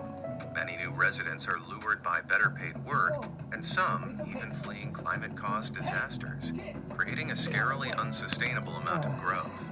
Funnily enough, there's been a recent trend of these low-income megacities. Back in the 1960s, countries earning less than $1,000 per person annually had a low urbanization rate of less than 10%. Fast forward to 2011, and the urbanization in similarly developed countries rocketed up to 47%. This boom has led to megacities like Dhaka that struggle with lackluster infrastructure and clogged traffic.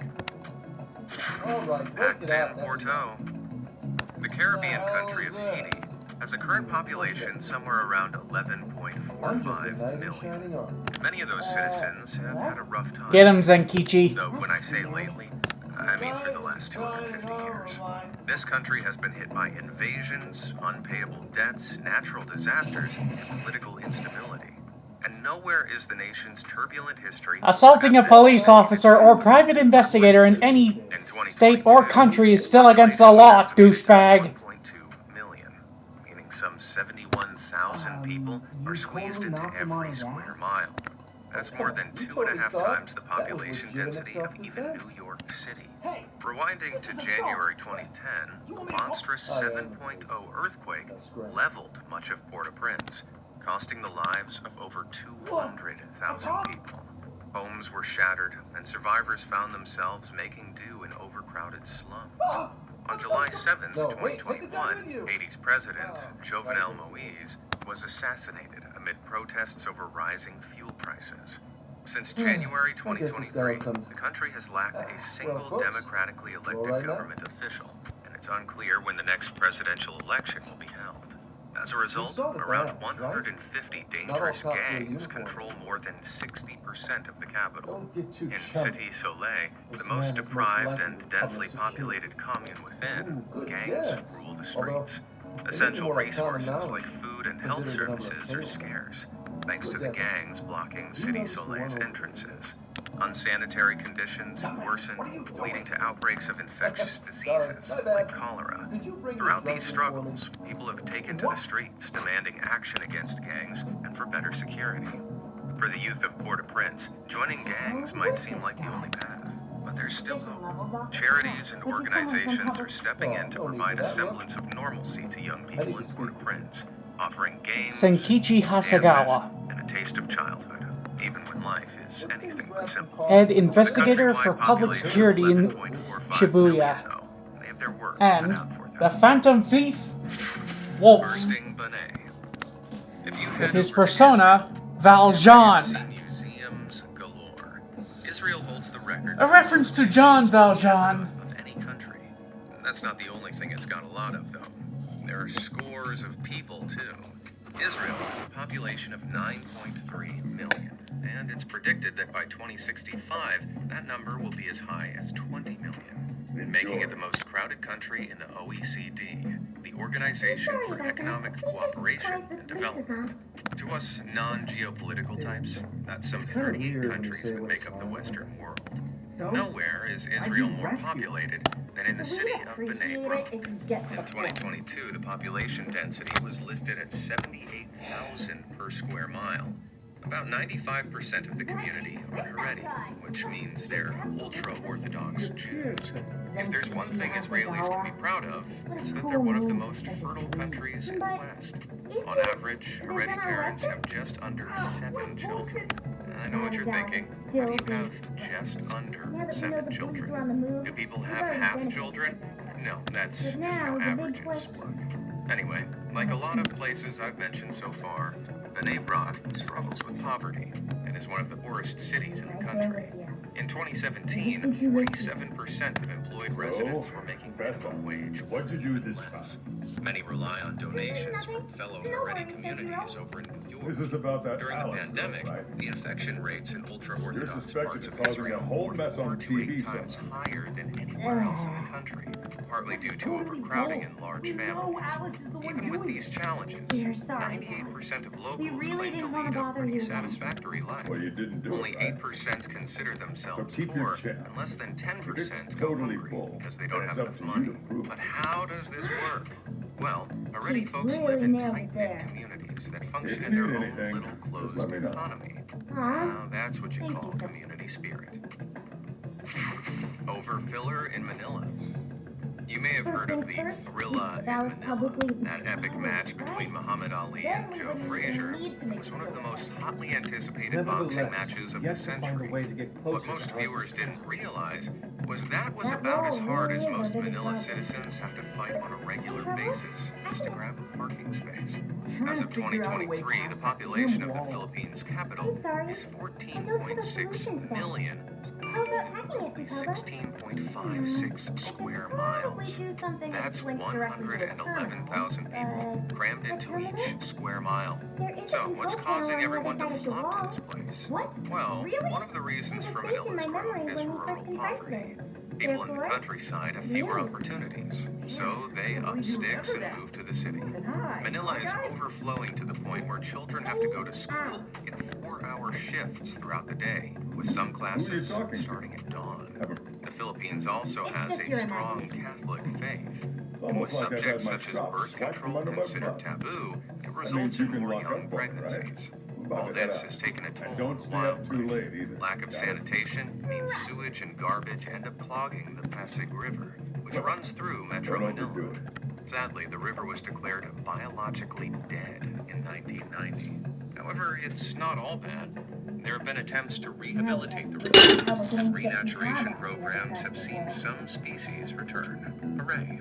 The same positivity can be applied to Quezon City Jail, a 5.9-acre prison built for 800 prisoners, but as of 2016, houses 3,800. It makes the rest of Manila look like a national park. 160 to 200 people can end up crammed into a cell built for 20. Food and rations are provided sporadically, day and night, sometimes with bits of junk and cockroaches inside. Men must take turns sleeping wherever there's room, be it on a damp floor, underneath a bed, and on staircase steps. I had to sleep on the stairs once when extended family came to visit, and let me tell you, it isn't fun. Maddening Migingo. When you were a child, did you and your friends ever fight over stuff? You know, silly things like over a toy, candy, or an island? Wait, what was that last one? Well, in 2016, Migingo, a tiny little island, was the scene of an international squabble between Kenya and Uganda. Migingo's story starts in 2004, when one eccentric fisherman who lived on the island caught an unbelievable amount of fish. The island itself is located in Lake Victoria, whose waters are precariously shared by Uganda, Kenya, and Tanzania. Word of the catch eventually spread, reaching Kenya and Uganda. The island's landmass is only half an acre, which is smaller than Bill Gates' house. However, that didn't discourage people from relocating there for those sweet, sweet fish. Or, rather, the money that comes from those sweet, sweet fish. Nile perch is worth tens of millions of dollars in exports to the EU and beyond every year. Sadly, and rather predictably, that money doesn't all go to the fishermen doing the work, but they still make a living. In Migingo, fishermen have caught more than 220 pounds of fish every day, which can earn them over its toll on the waters, with some fish stocks falling by 80%. Looks like there aren't plenty more fish in the sea. Everyone remember The their rules? 2009 Kenyan census put the population around 131 people, though other reports estimate it to be around 500. Whatever the number, that would make the density around 170,000 Migingans per square mile, though that many people don't actually live. You guys are Today, the island houses 4 bars, a pharmacy, a hair salon, and several, well, let's say, adult businesses. I'll let you use your imagination. Uganda and Kenya both claim ownership of the island, both keen to tax the fishermen. This makes Migingo one of the world's tiniest territorial disputes. Don't worry, the country's foreign ministers both stepped in before things escalated, and now Uganda and Kenya co-manage the island. See, now it's like Migingo has 2 landlords. Yay! Santa crowds. Set sail off the shores of Colombia's Gulf of Morrosquillo, and you'll stumble upon a tiny island named Santa Cruz del Islote. It's small, just 2.4 acres. That's not even as big as 2 football fields, less than 0.04 square miles. Yet, it's bustling with life. Pinning down the exact number of residents is tricky, since a census hasn't occurred in decades, leading to estimates ranging from 500 to 1,200 people. At the top end, though, and scaled up, this means I'm the going to island has a turn that population girl density into of rabbit stew! 50,000 people per square mile.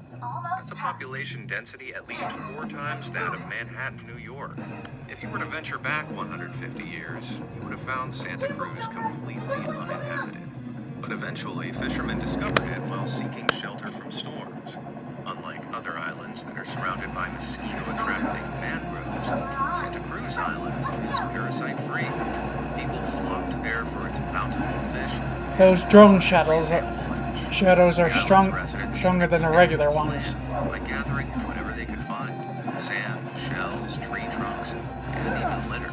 Since 2017, the island boasts 97 houses and 47 permanent families who mainly rely on tourism for income. Fishing was once the main source of profit, but has been in decline due to climate change and unsustainable practices. That isn't the only problem facing Santa Cruz. It lacks basic facilities like toilets, sewage systems, drinking water, and regular food supplies, all of which need to be imported.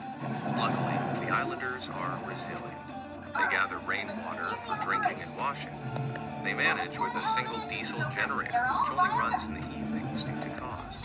To lighten the load, solar panels were installed in 2015, courtesy of the Cartagena government. However, don't go singing the government's praises too loud. The authorities are supposed to deliver supplies and remove waste weekly, but often it takes weeks, if not months, for boats to arrive. I'll tell my wife that next time she nags me for forgetting to flush. Dharavi droves. Let's head over to India, the most populated country in the world, and head to Mumbai, one of the most populated cities in the world. And within this jammed city is the jammiest district of all, Dharavi. It's India's largest slum, housing around 1 million people, with over 917,000 individuals per square mile. In Dharavi, many of the houses lack running water. Often more than 10 people share a single room, and more than 80 people can share a single toilet. Open sewers are all too common, leading to high disease rates that include cholera, diphtheria, tuberculosis, and typhoid. Yeah, we use your help, Even with Sophie. those challenges, life in Dharavi isn't all bad. Community spirit is strong, and people come together for everything, from washing dishes to doing laundry in communal spaces. This unity might be a reason why, surprisingly, crime rates here are so low. Don't think that Dharavi children are slackers either. School attendance is high, making Dharavi one of the most educated slums in the country, with a literacy rate of 69%, only 10% lower than the USA. Well, that's eye-opening.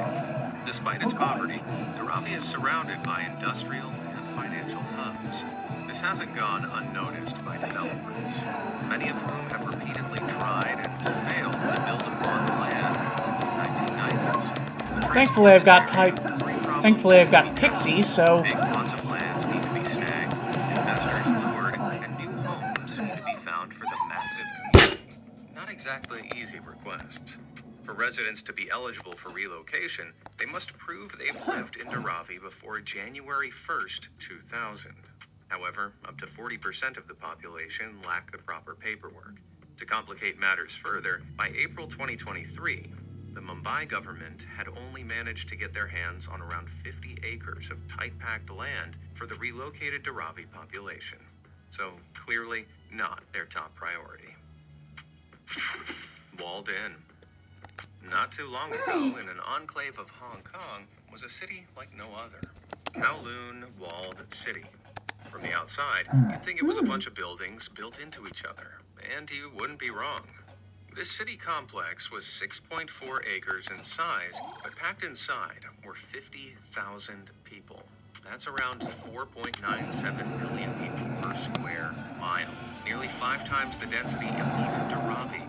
Kowloon's history begins in 1843, during the Qing dynasty. The walled city was erected as a defense against British influence. After the Qing dynasty's fall, the British claimed ownership of the city and left it untouched. After World yeah, I do War have II, Pixie. waves of refugees flooded the Kowloon Peninsula, including those fleeing from the Chinese Civil War. By 1947, the city housed over 2,000 squatters. Unrestrained by any architectural rules, people began building on top of pre-existing structures left, right, and center. Eventually, the city morphed into 350 interconnected high-rise buildings.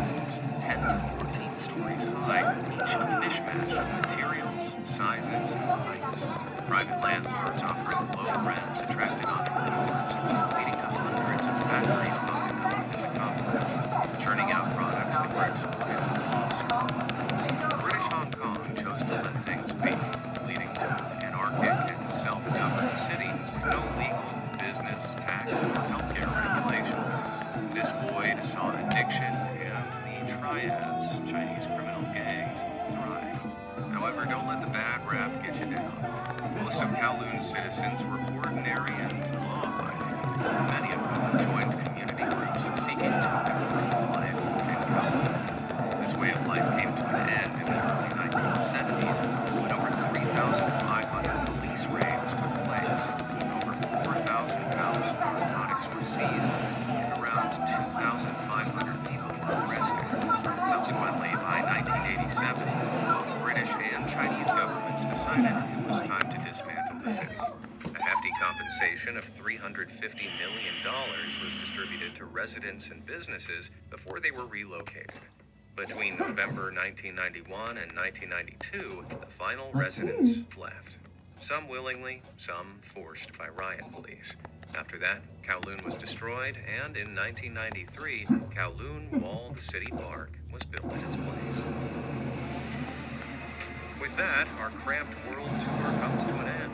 I don't know about you, but I'm going to go stand in a big empty field for a while. Do you live somewhere super crowded? Let me know in the comments below. And thanks for watching. Everyone else, proceed and play. You've got the diversion covered, so now's your time to shine. Gotcha. Lights to us.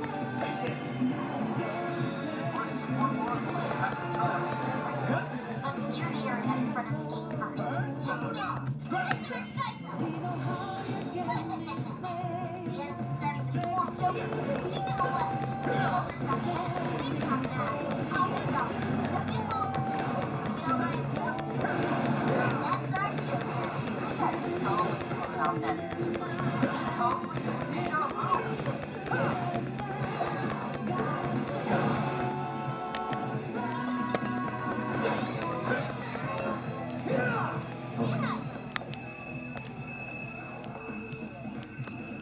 Let's go.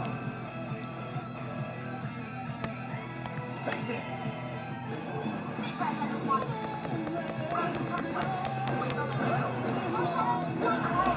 Looks like the diversion is working. Don't miss the Joker. It's all up to you. I've got it. Jonah, take over navigation for me. Gotcha. Good luck hacking.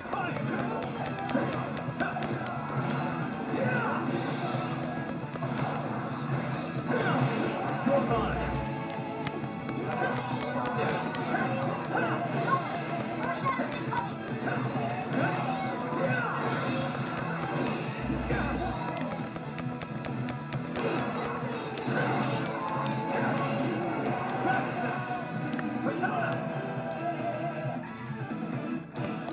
You're mine.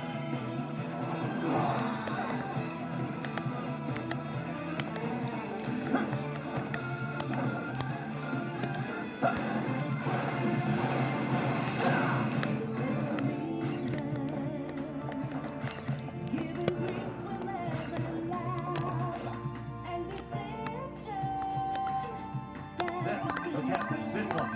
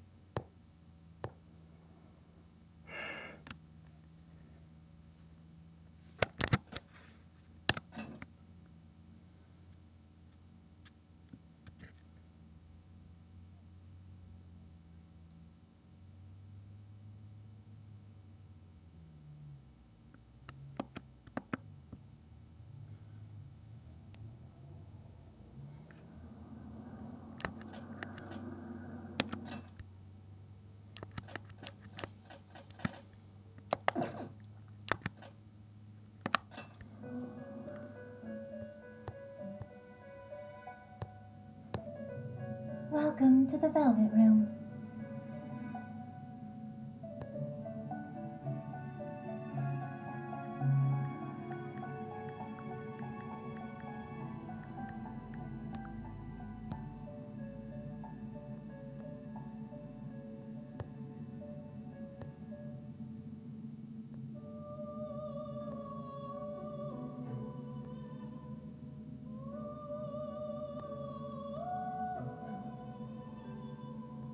Please, take your time.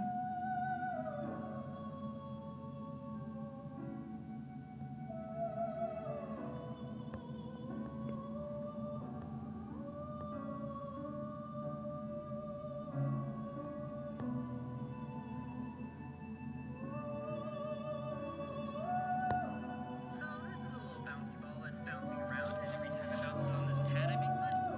Just find more bouncy balls. Merge them so they make more money. So we can turn these green ones into a blue one, and that makes us $4 per bounce. And then if they bounce enough times, we can move on to different shaped containers. There's also a 2 times bonus up here, which I'm not quite sure what that does, but for right now we can add another pad, which adds more chances for money. It also might make it bounce up to the thing. It gets very close to it, but it's not quite there yet, so we're just gonna add more bouncy balls, and then we just keep merging up until, ooh, that green one got the 2 times bonus, which makes it bigger. Sweet, that means it can bounce on the pad a lot more easily. We'll just wait for that bonus to end, and then merge those 2 together to make 2 of these cyan ones, and then we could merge them together, but I'll get another pad. Ooh, put someone on the wall. Let us begin. Neat. I'm hoping we can fill this entire container with pads. I can always get Arsene back. What also is more money is merging these 2 together to make a dark blue. But it's time to... $6 per bounce. It's time to incorporate one of the 7 sins to help me. It's starting to become more expensive to add balls Lust. and merge them, which is interesting to say the least. And at Let times us begin! here, and there's no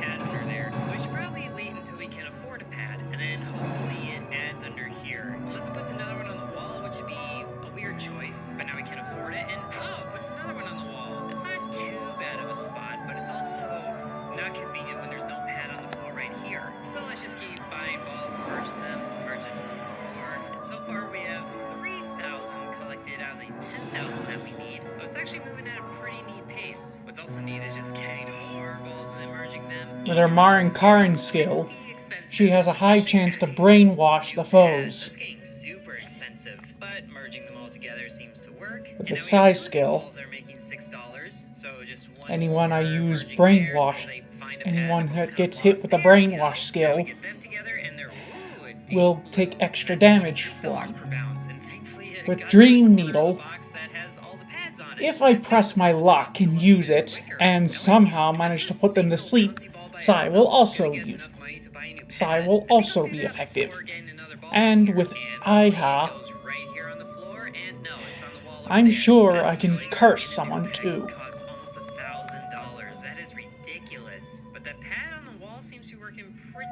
good because the bouncy ball hits the pad there and then bounces way over here. We're starting to get some combo bounces going.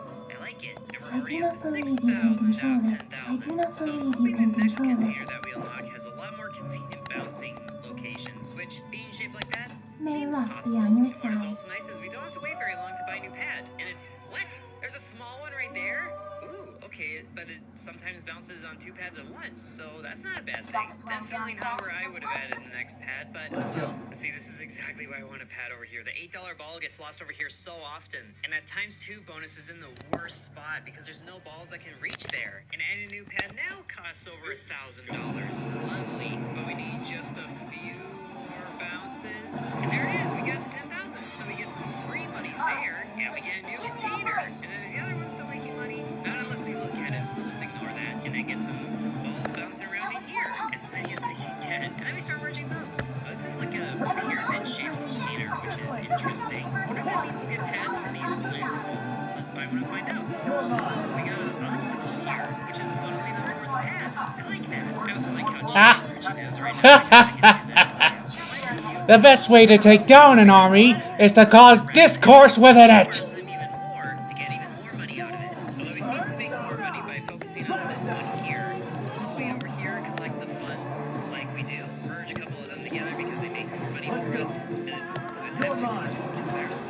That holds promise. And then we can use the funds that we collect over here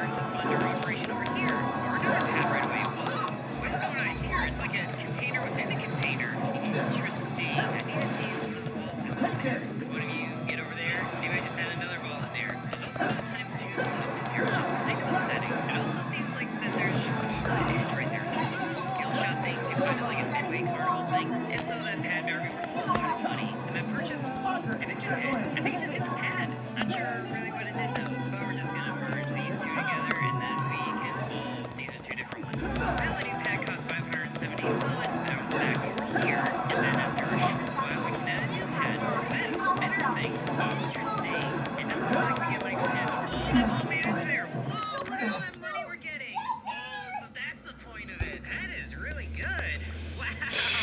I love that. Oh, that is beautiful right Let me check there. something real This quick. is how we get a lot of money. Wow, we already have $1,000, and it sadly escaped, but we can get quite a few things with that, like a new pad, and that's in a really good spot right there. And then we can buy some more bouncy balls and quickly merge them together. Oh, that ball was in there again, but only for a short while. Oh, there we go. More balls are making it in there. Yes, we got 3 of them in there. Look at the money we're making. That is amazing. It's too bad they're the low earning balls though, but I also don't want to merge them as long as they're in there. And okay, that was weird. The green one just sort of stopped. But let's just keep merging the ones that are not in the container. And then once the ball gets out of there, then we'll merge it. But then, oh man, are we getting all the balls in there at once? Almost. That is looking really good. We got $1,000 again already. That means a new pad can go in. And the locations of these pads are a lot better than the other container. Look at the speed that we're getting money at. We already have $1,000 again. And this pad also costs $1,200 to get, just like the other one. But this one seems to be worth it. Ooh, there's a pad on the wall there. This is like one of those weird rooms you see at like a Sky Zone or something. Oh, interesting. The balls leave the container and then they get replaced. Interesting. I don't think they're supposed to leave. They are definitely not supposed to leave here. Look at how much money they're making me. So I can buy a new pad already. Oh, and it's over there. Kind of blocking the view here. That's annoying. And then, okay, all of the green balls are out of containers. Let's merge them. And then once the cyan bounces out, we'll merge that. Oh, but they're both in there. And hold on.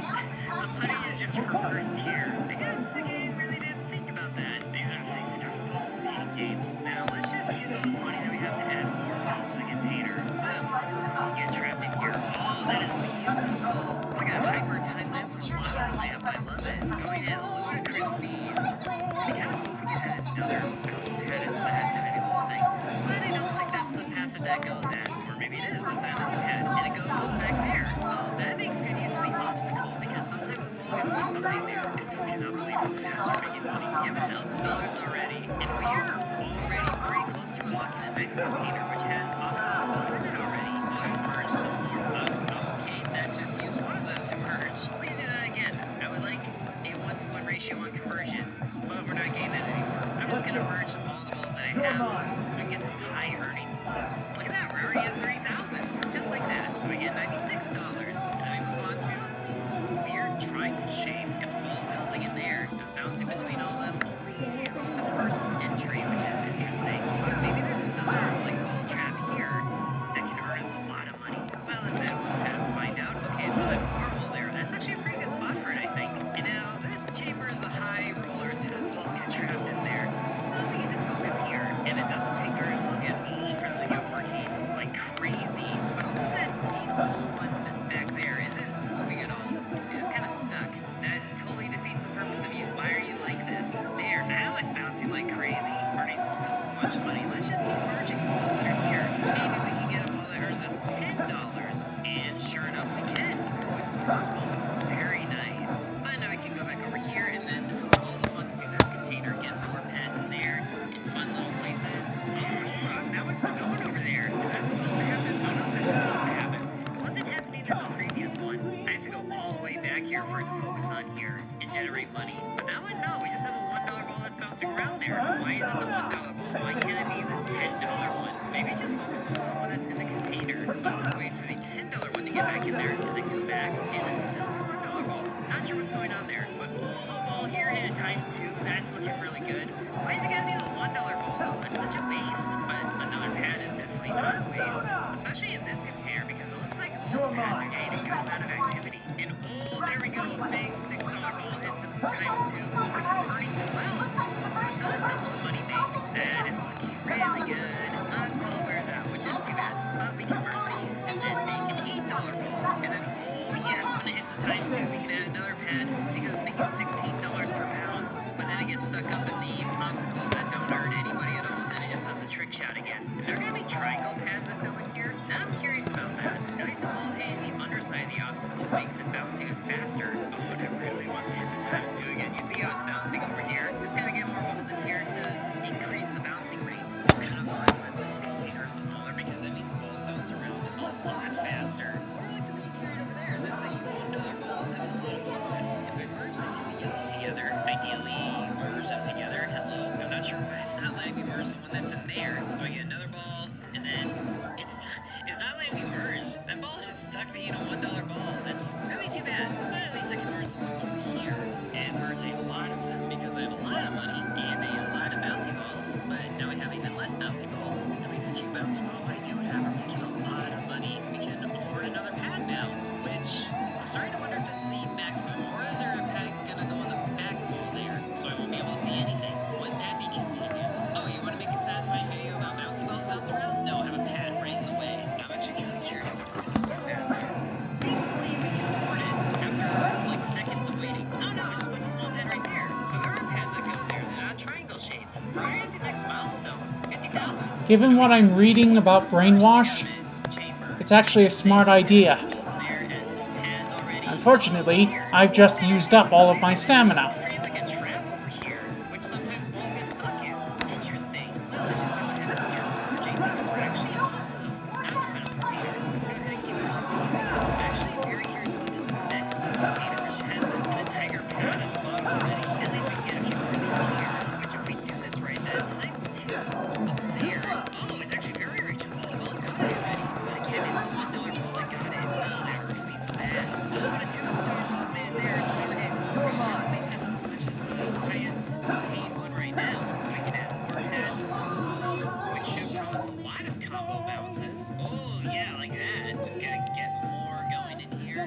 Especially between these two pads. I need to see a ball bouncing like crazy there, which they get close, but then they just go off at a weird angle. How about another pad? Oh, even more of that. Yes, the $4 one got there. Need more of them going. Oh, I actually can't buy any more pads. We max this out already. That's too bad. I suppose I could use money making to max out some of the pads in here. Like this one stuff is so covered. I haven't even touched this really since, you know, moving on to the next one. Although there is a lot of real estate in this one still, so that might take a while. But we can fill it in there, and it goes in that narrow gap right there. I just fill it right here. Is that a little container? Maybe I should just focus on this one. It's got the $10 one. I can get trapped in that container right there. Look at those two. Oh, yeah, there it's trapped there. The money's rolling in. This has to be my favorite container right here. So I can already buy some new pads, which go right here. Interesting spot. And the $10 one is still going in there. That is beautiful. It really makes me upset there's not a ×2 to put in here. Let's get a new pad. And that filled in this corner here. So there's probably only one more spot that a pad can fill in here. Just a little more time, and there's a pad. Oh, we can actually buy there in the back wall here. I might as well just move on to better things. Or, uh-oh. The game glitched out. I'm only staring at this one. Thankfully, a quick refresh fixes things. So we go, oh, look at this big ball. That's the one that got trapped behind this pad here. It's at a weird angle. It's working pretty good for me. But it still got us $4,000 here. Let's just use all that money to fill this up with bouncy balls. Oh, that's so many. And look at the rate that it's climbing. Like, yes, it's in $1 increments, but that's still amazing. Especially if I just use all the new money that I'm making to merge all of them, because the merging is still pretty cheap. Just getting rid of all the yellow ones and then working through all the green ones at least as much as I can. And that gets us all the way to $70,196. Is this gonna get multiplied this time? Hey, it did work this time. Good. $200, $280. So we have a perfect cylinder here with a hoop in the middle. Do I get extra points for going to the hoop? It doesn't look like it. We'll just get more balls bouncing in here. And what do these pads do? Oh, they just go around the outside like that. That's actually really good. And we are making a lot of money here, so let's fill it up with all the balls that we can. Oh, yes, that is making money very quickly. I love it. And these balls are getting the ×2 token pretty often. That's the second one that we got in only a couple of seconds. Very good. Now let's start merging as much as we can. So I started making a weird texture in the middle. Okay, this merging is actually getting us pretty far. We have two $10 balls bouncing around already. And we merge those together, and then what is that, $11? It's $12. Oh, good. Now I just need that one to hit the double money thing. Instead of the basic yellow one, you know what? I'm just gonna get rid of you. And we should work on adding more pads. Very nice. The ×12 is there. Come on. Get it. Better get before all these up. And oh no!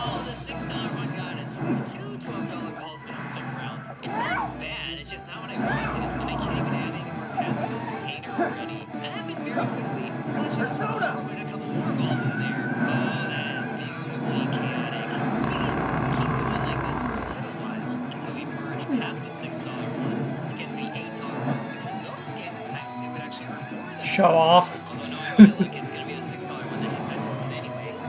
But the $8 one got it. $16 per bounce, and it doesn't have a lot of room to bounce anymore because it's so big. That is something I can be okay with. Although I need more balls going around in here. Oh, the $6 one got there. More $12 ones. Yay! Just need to get more balls in here so we can fill up money like crazy and then merge past them like crazy. Even though that's starting to get crazy expensive. Crazy, crazy, crazy, crazy. And we can get the money to merge to the next level of balls super fast as well. It's beautiful. And we're also filling up the bar at the top super fast as well. We're almost to the final container. And we can still merge all of these together. 100,000 coming up. And there it is. I need to see this next one. Okay, there's a lot of obstacles in here. Let's get some balls bouncing around and see what they do. And then hopefully there's a fun pad that gets added in here. So this is basically just the first box with extra steps. I'm not sure how I feel about that. It doesn't seem like it has as many opportunities for making money.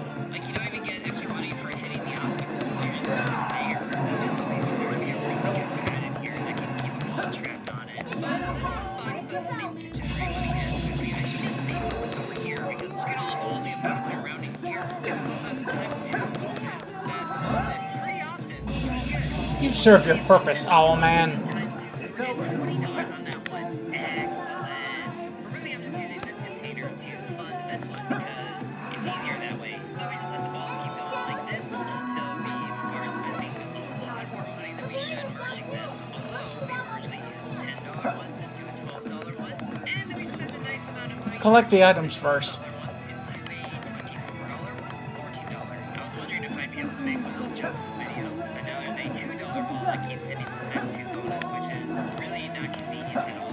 Come on, $14 one, you can beat him. Just bounce up and touch the token. It's just that easy. It gets super close, but then it bounces away. Oh, there it is! Yes, $28 per bounce. Now bounce like crazy, please. I beg of you. Make so much money. That is a lot of money being made right there. We're almost up to 5,000, but at least we have enough to add more pads to this container. But none of them are looking pretty promising, and it doesn't look like there's a container past this, even though this bar is asking for 500,000 bounces. I think I'm good there, so I hope you guys enjoyed this video. If you did, be sure to let me know, and thank you for watching. Subdoings here. And thanks to the channel members, including Brett, HOS, Rogue, Farm, Dakota C, Don Mono, Dion X, Lucas S, Spider Stacks, Let us depart. Peggy Sue, Joe Moore, TJ, Seriously Sarcastic, Angel, Lily Bites, Final Fin, DeGarity, Sands. No, not that way.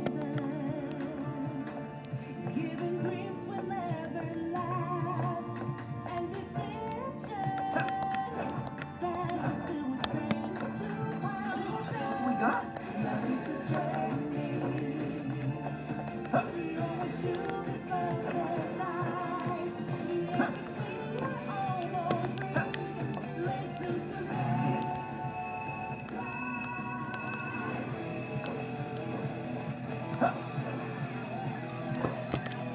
Hold on a minute.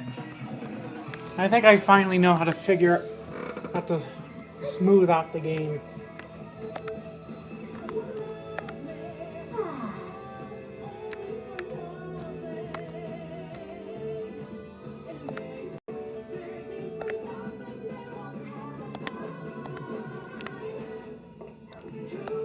Ah, that's better. He's back to moving at full speed.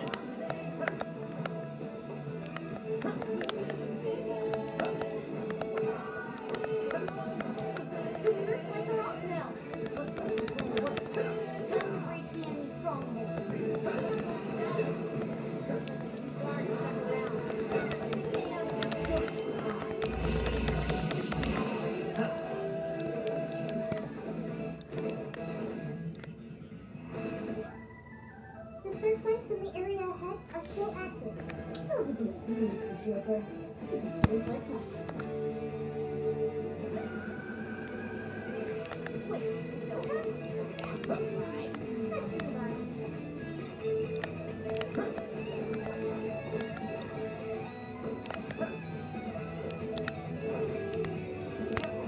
Shadow left around. I'll reveal your true form.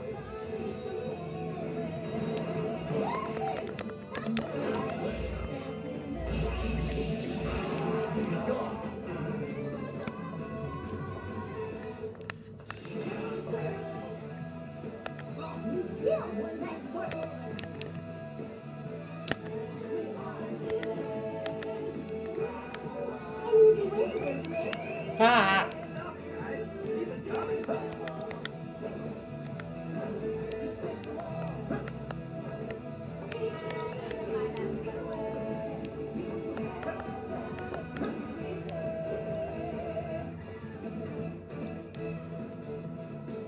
So, you're the one to find it. You will go no further. You are dead. No net.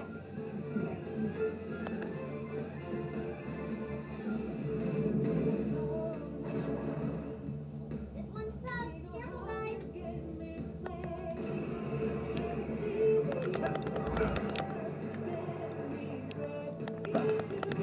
Slow down.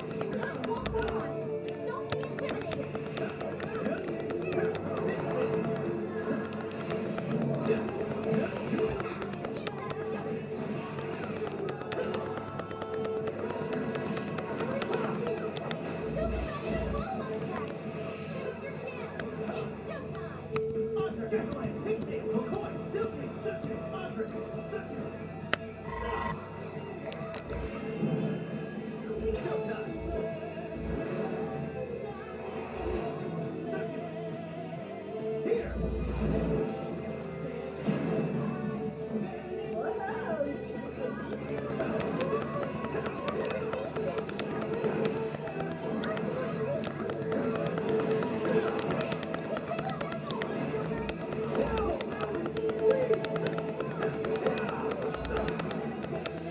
In hindsight, probably should have gotten Arsene back before we went on the attack.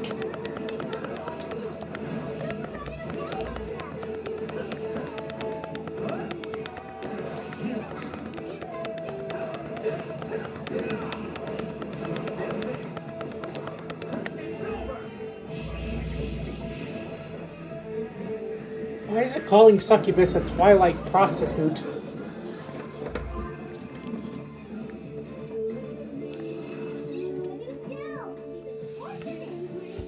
One of Oracle's special support skills. This can grant Kaja-type buffs, HP and SP recovery, among other beneficial effects.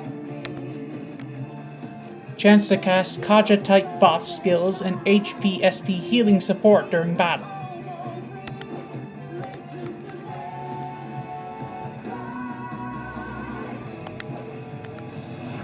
Looks like I've learned another new skill.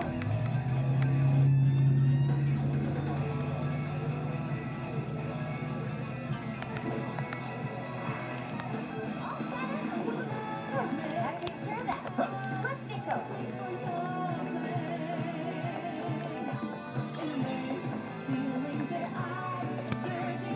We can get inside from here. Once we get in the castle, we're heading straight for the roof. Are you ready? Let's do it. Let's go.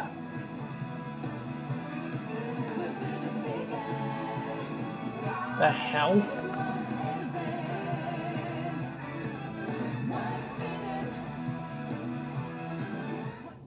All right, we're in.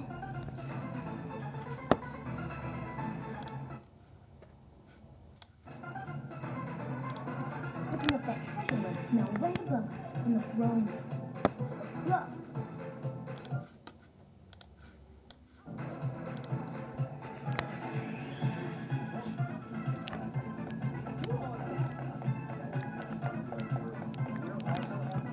It's locked. Try finding a mechanism somewhere.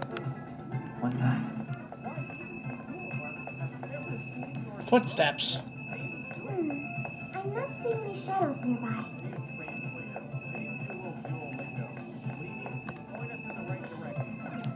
It goes to this one.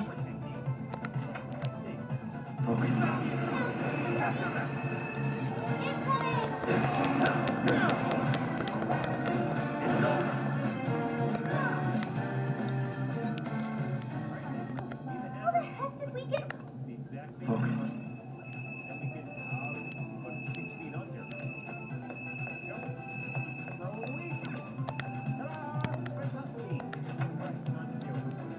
What's that?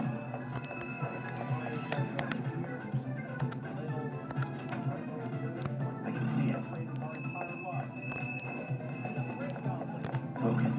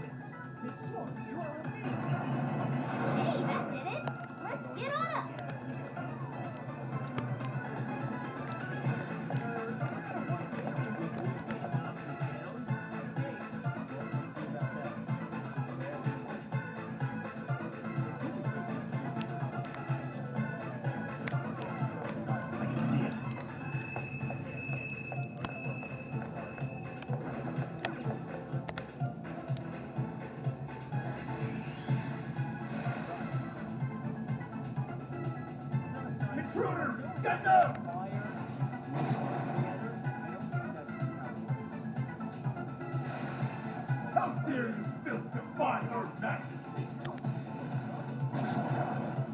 Incoming! We're surrounded!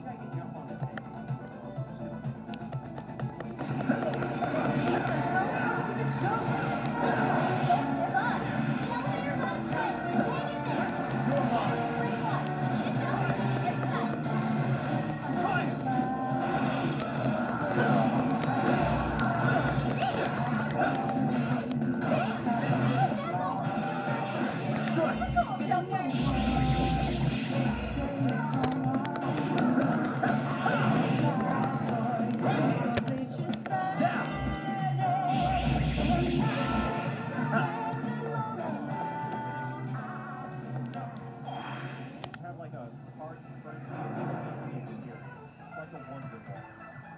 Spooky cave we go.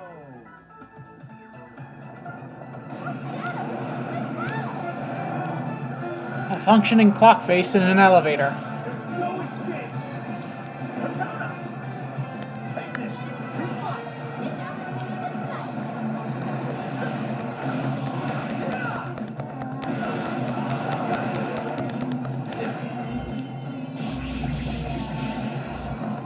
That's gonna be true!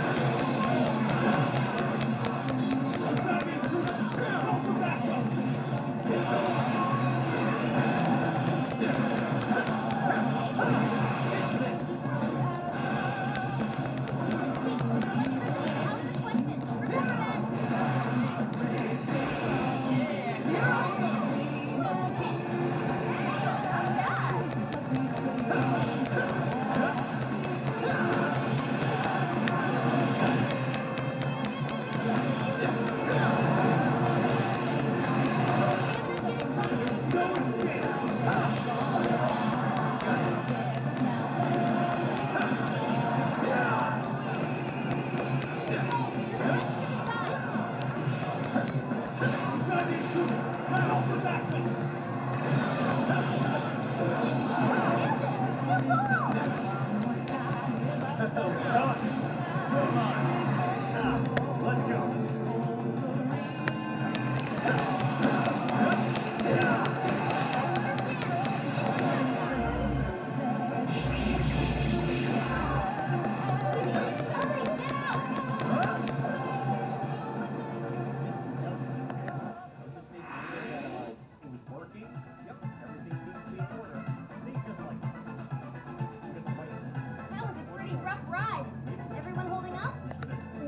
Messing around with us anymore. Oh, the hideaway's up already. How much further to the top? There should be a stairwell on the other side of that door.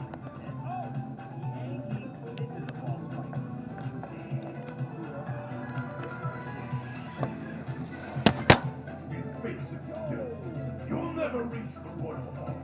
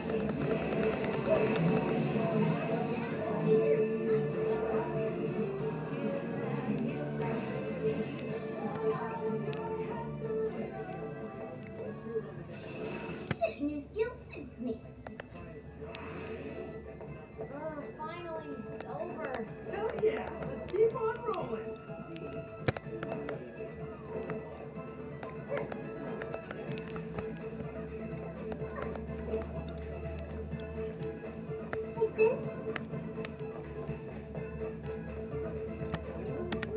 What?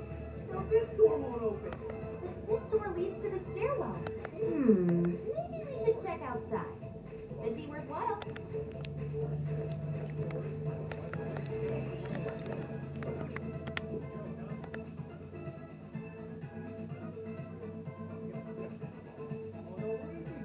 Oh, how about this way? Let's see where they take us. That treasure-like smell isn't fun.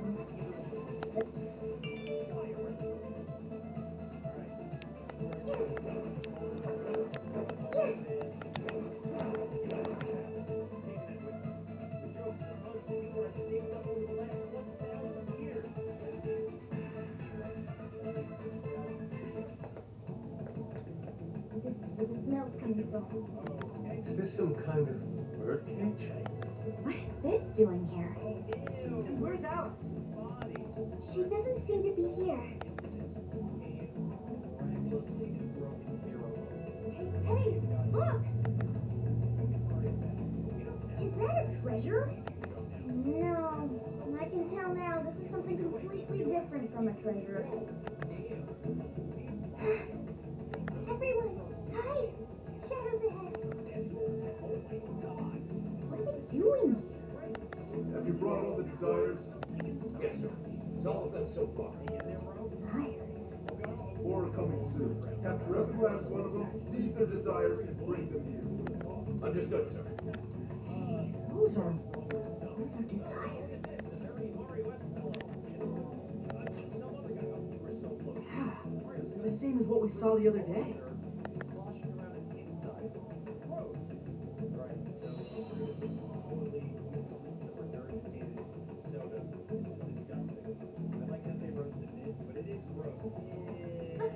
Where'd they go? What was all that? They said they were bringing desires here, right? So those jewels are the desires? They looked like they got sucked up into that light. There's no question. That treasure light shimmering up there, that's the desire. That's it? We did hear Alice was collecting them. But that was a pile of gems. How come they turned into that shimmery thing? This is just speculation, but maybe that up there's the original form of a desire? After all, people's desires don't naturally have a single concrete form, because we all find our own desires precious. That could be why they make up gems. When the people had their desires seized by the shadows, they consciously felt them being taken, so the desires performed there. But what turned them back into life? Their desires are still stolen. Maybe Alice is considered their owner now that they're in her birdcage. Alice doesn't seem to believe they can be stolen back. That's why they turned back into their basement. Does seem to follow logically. At any rate, if we reclaim the desires and release them from this cage, people may well return to normal. Yeah, it's definitely worth a try. How does one feel like? Yes, thanks to you, my secret mission is about to pay off. Stop doing that. My retinas, they're burning. Excellent work on your mission. Learn the whereabouts of Maglev thanks to you. Absolutely. Southeast of this castle, Uhu University, our local research institution. Maglev and her uncle snuck in there into Uhu University. Yes, of course. Uhu University is the like why I feel like I'm in an ad right now.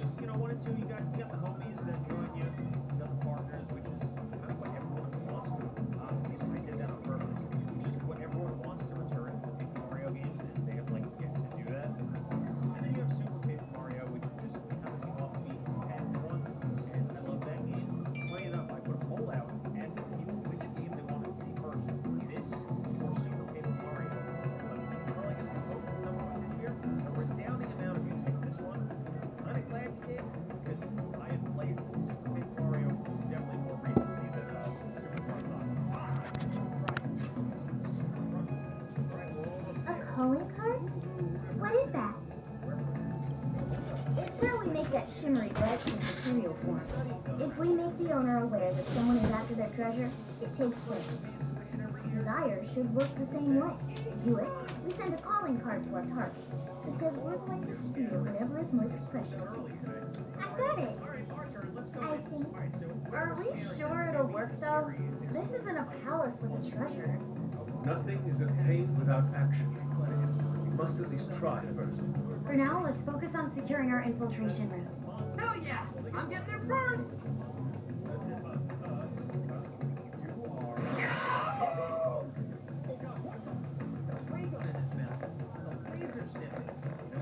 Are you okay? What was that? I swear Skull ran into some kind of jail cell door. Is there another barrier? Am I hearing something? Sophie, wait! Would you just go away? What do you think you're doing looking at the guys like that? She's like such a waste of space, you know? Totally. She's such a loser, and Chris don't look at her. No. I just... How was that? You heard it too?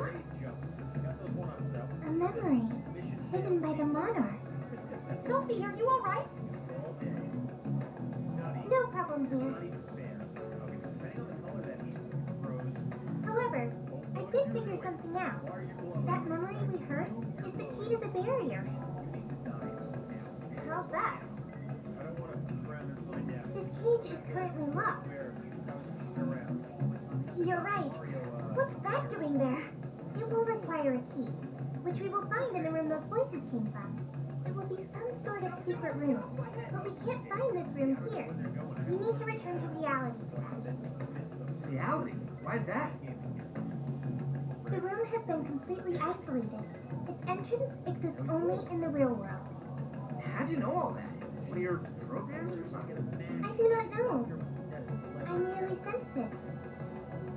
Maybe the lock on this cage is somehow linked to a lock in Alice's heart. Mona-chan?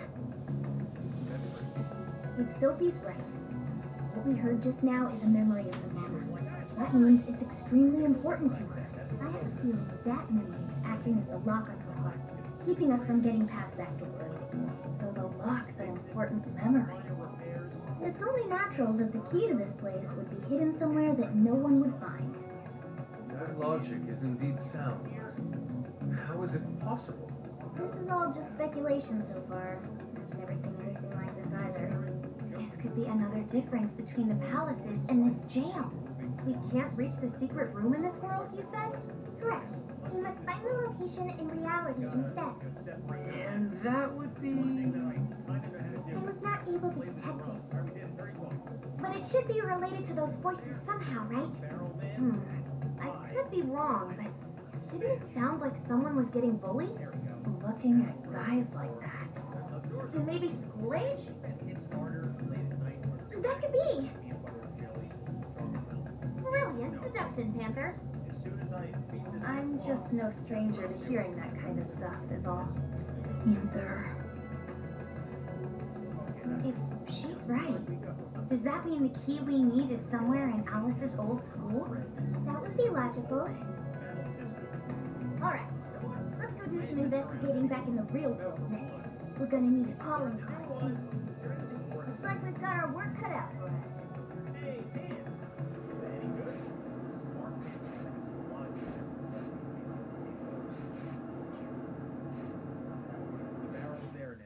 Make our way back up. I assume we can't just go this way. Oh, we can. That's too easy. I mean, you know. Whoa! You don't have all the pieces. What the what? How are there no results? Really? But isn't stuff like where celebs went to high school easy to find online? Usually, yeah. But this time, no hits. Even on the underground sites. All I'm seeing is fake info from deluded fans. Even if she changed her name, there'd still be traces of that somewhere. Usually. Shit, even you can't find Futaba? This reeks of a serious scrub job. Someone, probably her, intentionally hid her past. This is quite the setback. If we don't discover Alice's alma mater, we'll never find a way into that secret room. But isn't it, like, impossible to just erase stuff from the internet on your own? How else could we approach this? What if Mako-chan's sister looks into it for us? She's a prosecutor turned lawyer. Maybe she'll have access to useful intel we couldn't gather ourselves. Oh, that could work. Think it's doable, Makoto? I don't have a problem doing it. How exactly would I go about asking? Personal information and histories are legally protected, so I doubt she'd readily agree to hand that over to us. Yeah, just asking her to tell us where Alice went to school is not gonna fly. I hear you there. I really don't want to wind up on the other side of the table with her getting all, answer me! Ah, okay. Alice Hiragi School.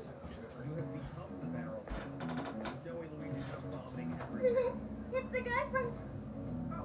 The shady detective. I'm upset, not just some cop detective. Wait, I'm not shady. Yes, quiet. These kids are something else. Would you quit saying that kind of stuff with that smile on your face? So what do you want? Enough of the cold shoulder. You know I'm trying to help you out. You help us? You want to know where Alice Hiragi went to school, right?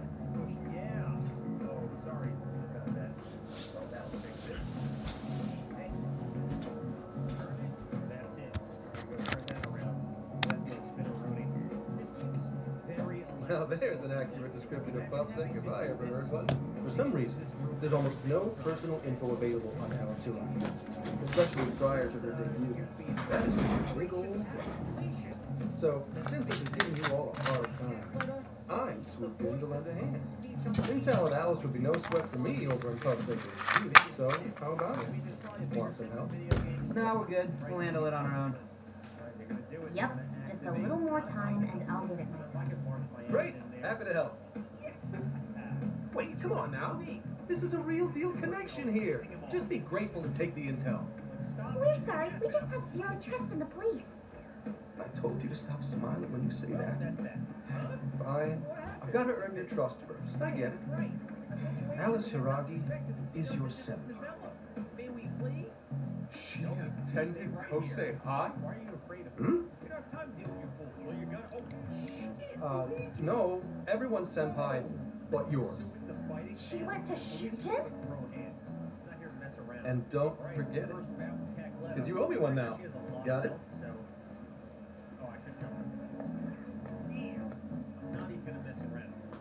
Well, there he goes.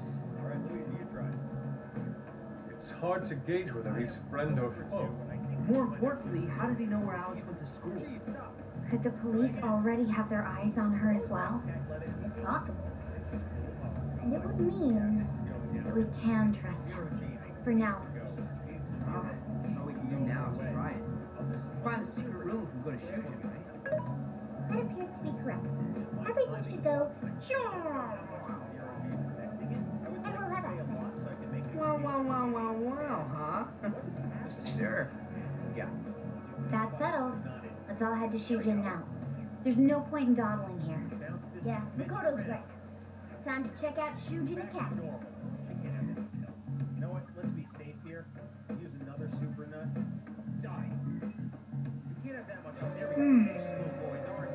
I'm too busy for such games.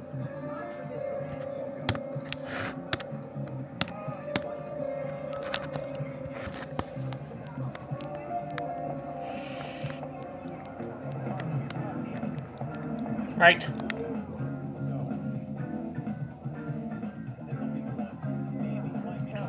Why do I taste garlic?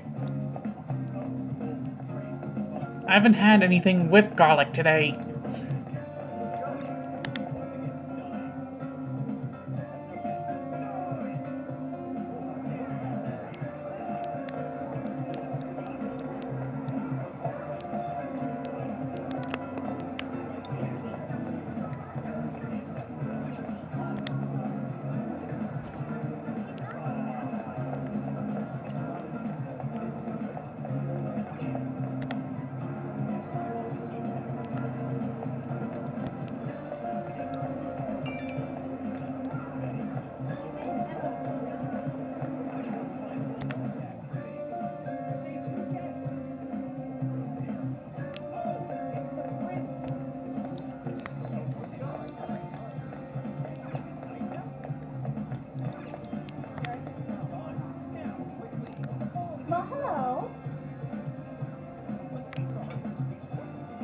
So that's what you're getting? Thank you very much.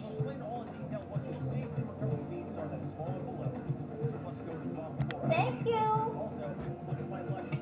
Anyway, I'll fly out and say you guys just jump. Okay. Let's go.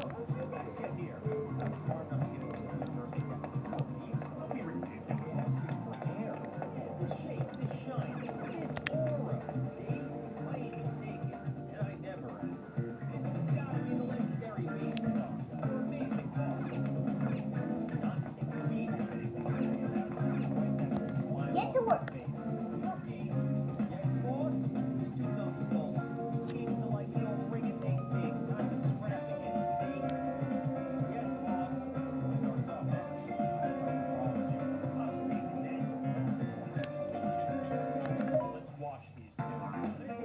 This should be helpful. Which one? How many would you like? You want this one? Thanks for your patronage. How many would you like? You want this one? Put it to good use, okay? How many would you like? You want this one? Thank you very much. Who is it for? Which one?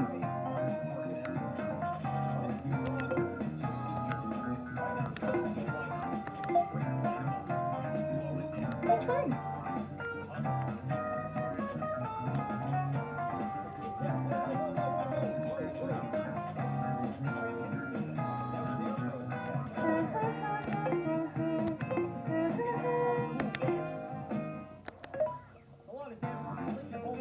This should be helpful. What are you selling?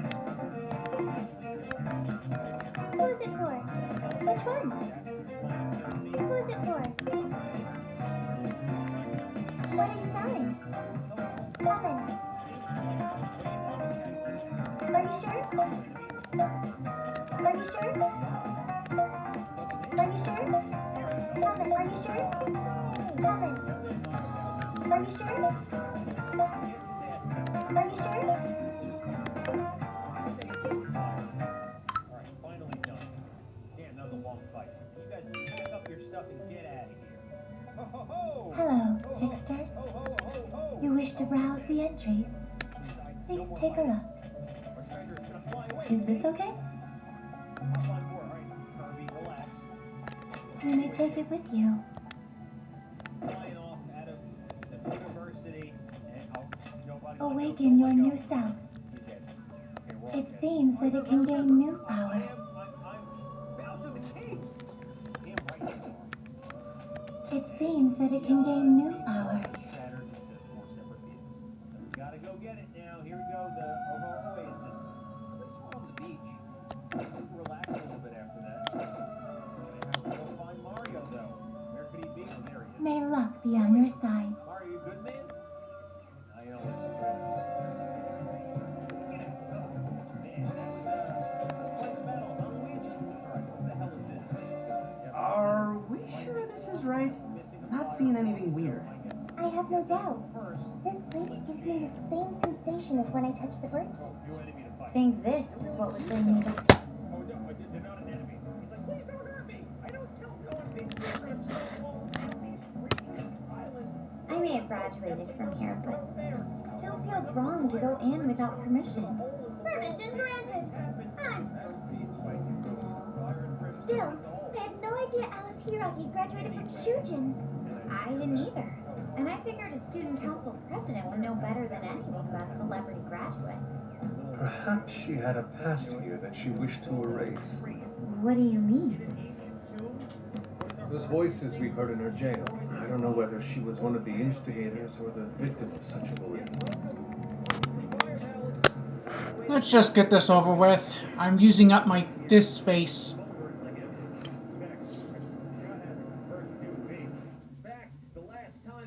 Why do I make him sound like Christopher Walken? 5 long years he wore this watch.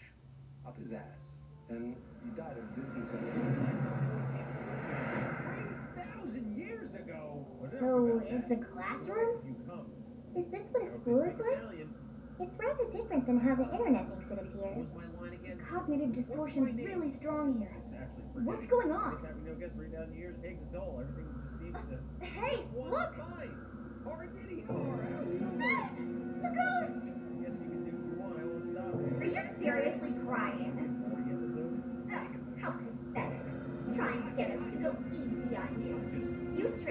am the same way as you did. No, I'd never do that. What is this? God, you're disgusting. Serious. Why are you still alive?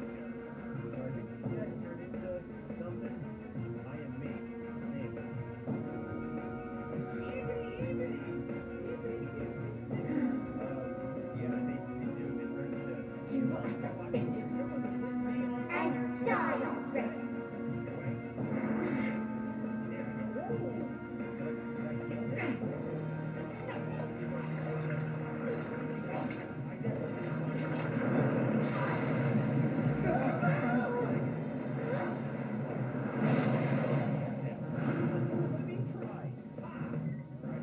What the hell? Careful, here it goes.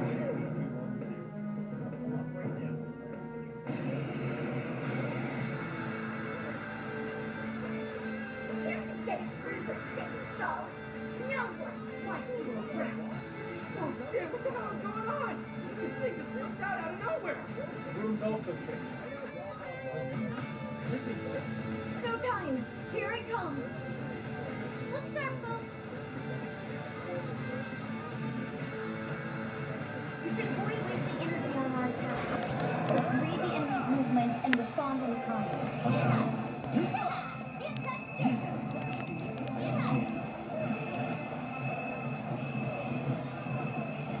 Let's go. Andres, Jack-o'-lantern, Pixie, McCoy, Marseille. Take this. You're mine.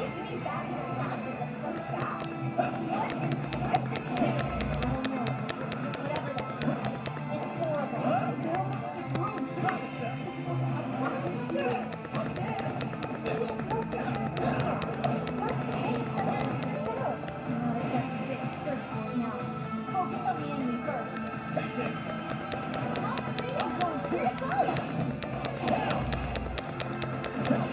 Let's go. Drive it back.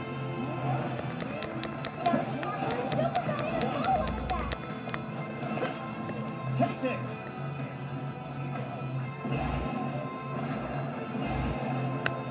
Fire. It's over.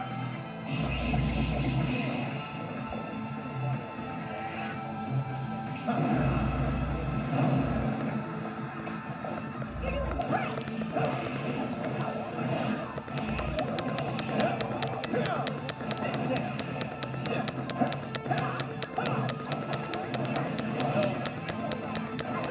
I'm going to.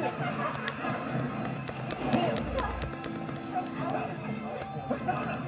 Really go through all this? There were some truly terrible things said in the classroom as well. Why I was so far away from the time school. I'm going to. Don't forget to follow that.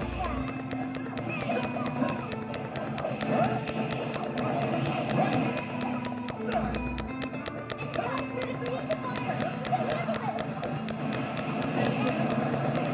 Joker, you're low on stamina. Be careful. Let's go. You're mine. Nice, Joker. You did it decent. Take down. Out of the way, too.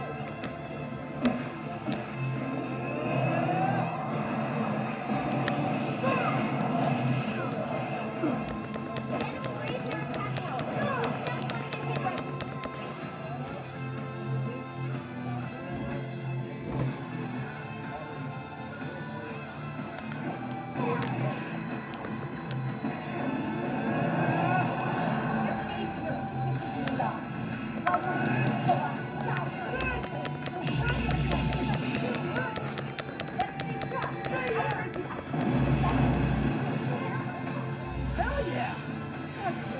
Hang on. Something's up.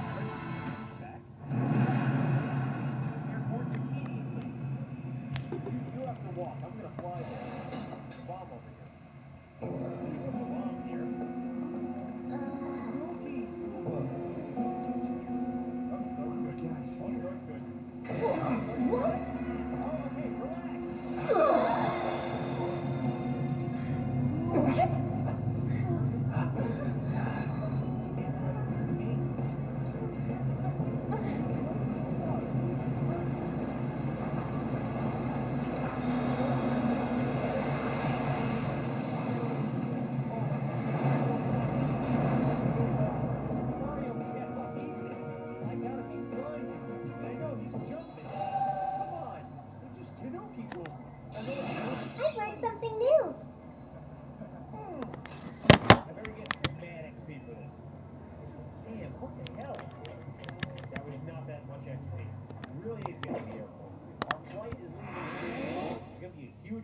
baggage check. Honestly, I went What was that rumbling? I have never seen. The birdcage in the jail is now unlocked. We will be able to access it. For real? It appears our most recent target held the key. In other words, we defeated the warden guarding the key. A warden in Alice's memories. A key to the cage in her jail. So a different shadow held the key, not Alice's? What are you going on about? Oh, nothing. I was just thinking how many differences there are from the palaces. Good point. The palaces don't have any rooms like these, or wardens guarding keys in hidden locations. It's as if the more we learn, the messier the situation gets. If it weren't for Sophie, we wouldn't have even made it here. Have I been helpful to the Phantom Thieves? Mm-hmm. You know it. Praise accepted. Well, praise you all you want later. I've got a birdcage to bust open. True. We have one last task in the real world first. Let's send Alice the calling card. Take back those desires. Nintendo, how could you let this studio go under? How could you do that? I just love that he has downtime and he owns a coffee shop. I could have swore I had more beans. I could make 2 chuckle blends. No, I can't. That's really all I can make. I could have swore I had more beans. Okay, all that's left is send in the calling card. What should it say? We're after the desires that Alice is seizing from the people whose hearts she changed, right? Then don't we have to write something like, "We shall take back the desire you seized"? Smart. Using the same logic that works on treasures is probably our best shot. Once the desire takes form, we can steal it. If we return the victims their own desires, everyone should return to normal. So, what'll happen to Alice then? Well, she should be having a change of heart and confessing soon after. Actually, that's not set in stone. What we're stealing this time are the desires that Alice seized from others. This isn't her own desire or ambition. Or like the treasure we found in palaces. There's no way of knowing whether or not Alice's heart will be changed. Even if we rescue her victims, without a change of heart in Alice, this will just turn into a pointless cycle. But if the calling card works, her desire will manifest inside the birdcage. That creates a high probability that we'll encounter Alice's shadow there. We did cause quite a scene destroying the lock. Whether through words or fists, don't we still have the opportunity to change her heart via her shadow? Then let's do it. Let's take her head on! Oh, sorry. I know that's the dangerous approach, but if you guys are all up for it, we want to rescue Alice too, not just her victims. Alice said she wanted to be a ray of light that could inspire people suffering through life. You mean when she was on TV? I don't know if she really meant all that. Well, I do.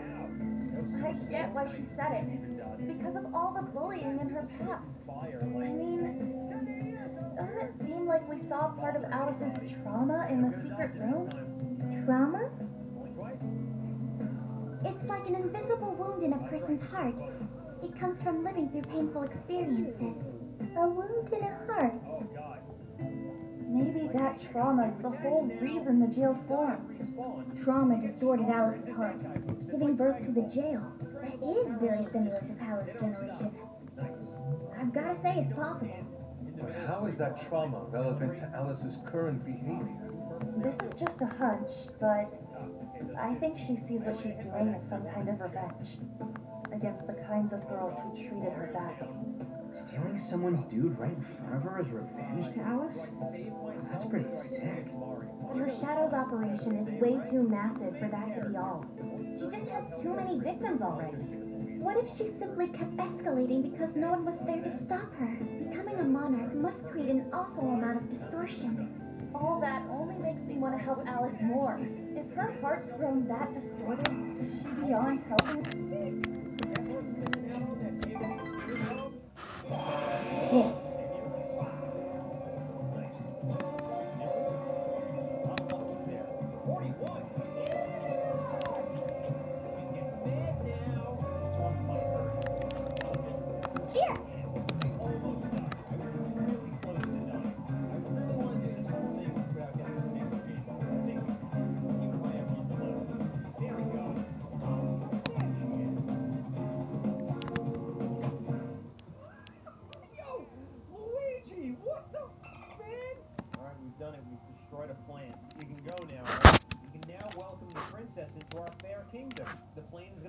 right now. They're like, we're In running other out of news, gas. Akira Konoe, founder of Medivh, announced a joint project with one-time rival company Pineapple. Tech heads are fired up with anticipation at the news, awaiting further details. Was never stolen. Okay, folks, listen up! Yeah, what happened here? Behind the Good scenes. evening. Been a while, huh? Perhaps you remember us. We are the Phantom Thieves. And we're back in action with a new heart in our sights. A wicked witch who treats people like toys. Alice Hirani. You pretend you're a ray of light, but all you do is hurt people to indulge your own darkness. You're a bad person, and bad people have to be stopped. And all those desires you stole. Tonight, we're taking them all back. Regional fungi tend to go through Teehee Valley. Teehee Valley? Oh, so intimidating. Filled with monsters. Okay, next I'm scheduled at... Teehee Valley. Very intimidating. Oh, it's the manager. Hello? Look, this is bad, Miss Ellis. Look at the email I forwarded you. Do your little shot thing over here. I think this is where they What in the... Phantom Thieves? They must got money. You're taking my desire? All the desires I collected? No, you can't. I need those. That's what makes me the mother. I need those. Oh, all right. I'll wait for you. I don't want toys that don't do as they're told. I'll smash you for certain this time.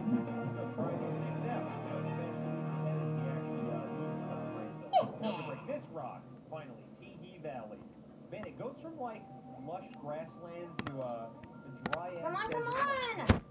Alright, Peach and Toadsworth are here. Now then, Master Mario, Master Luigi, be sure to take the utmost, most elite, nearest air presentation. You got it. I feel like I forgot to say something vital. Oh, that's right. And there she goes, off on her own. Oh, come on. It's been 3 seconds. Still resting 3 seconds. Yo, look at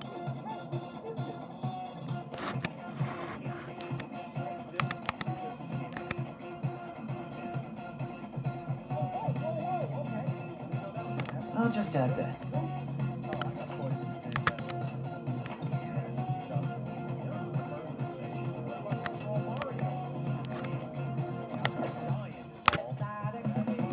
Let's go, everyone. Time to change Alice's heart. Let's go.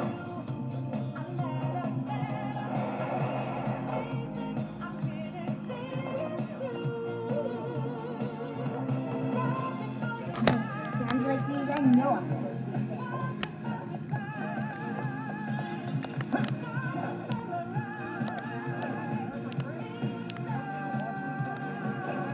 Excellent. Been ready.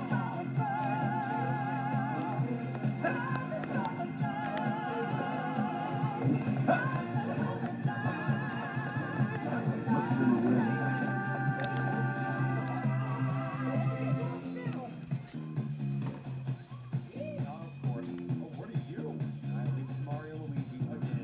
Look, the chain goes all the way to the top.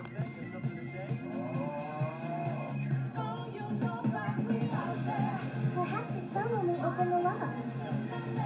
Climbing this should give us a straight shot to the birdcage of desires. No, not that!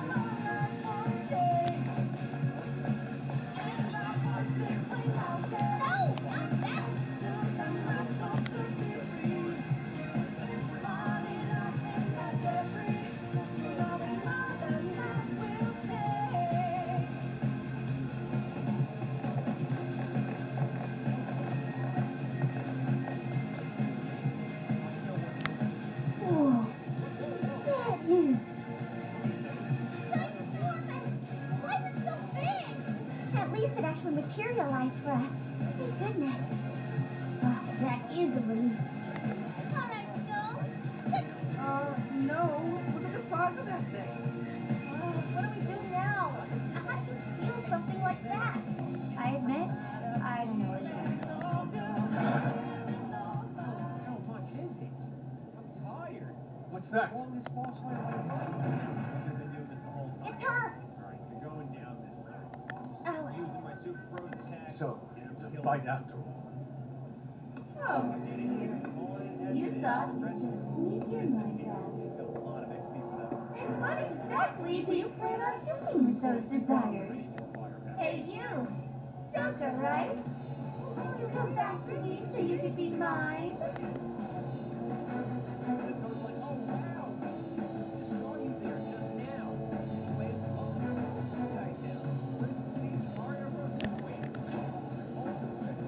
Oh, what a bummer. You should try being nicer to girls. Alice, you Rocky! We know all about the horrible things you've done.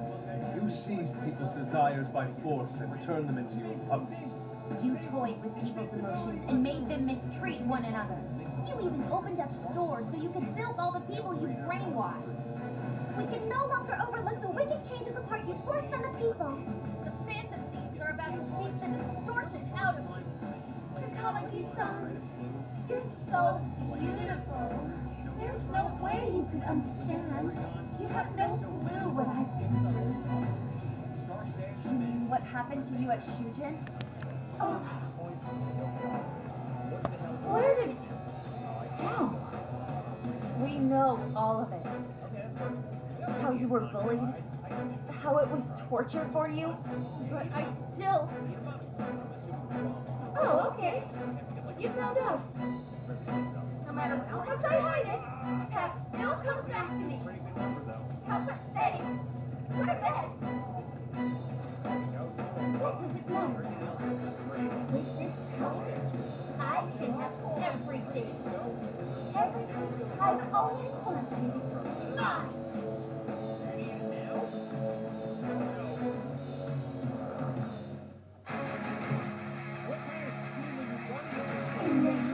I'm gonna make you mine. All mine.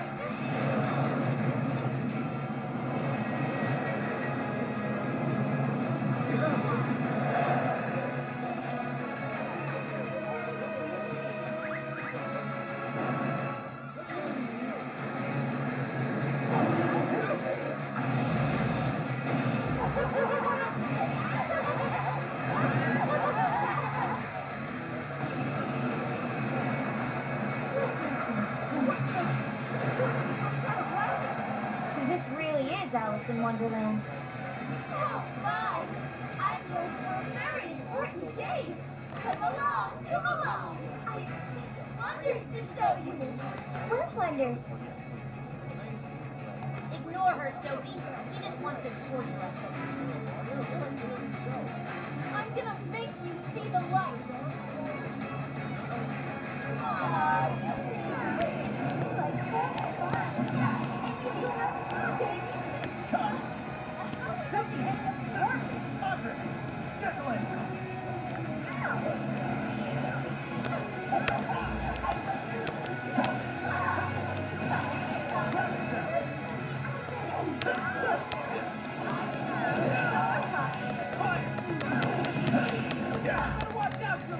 She's tough. This is yet Oracle. Mindset. Analyzing. Fire! Right on her head. Alice, why are you doing this? Let's go. You've hurt so many people. You're mine.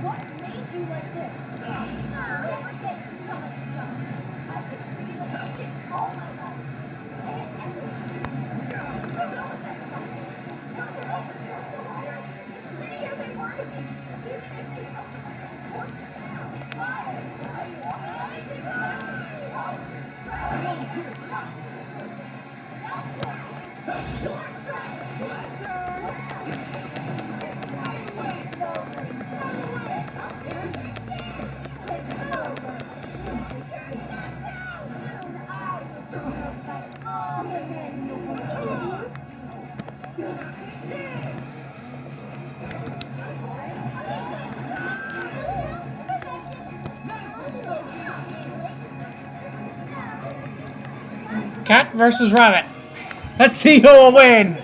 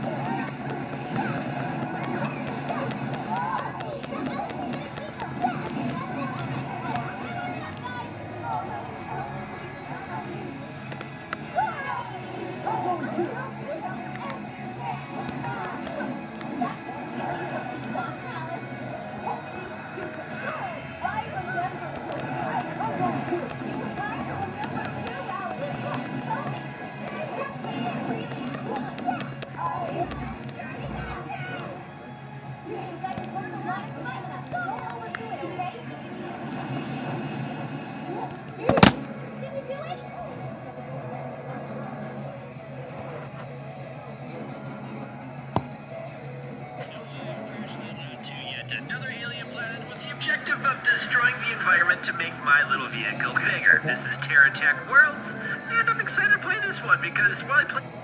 I got stuck. Thankfully, there's like a little rocket noise we can jump out of the way. And then we're gonna craft up some of these die platforms that the game wants me to make as soon as I get some carbon, which we should be able to get from this beautiful life form right here.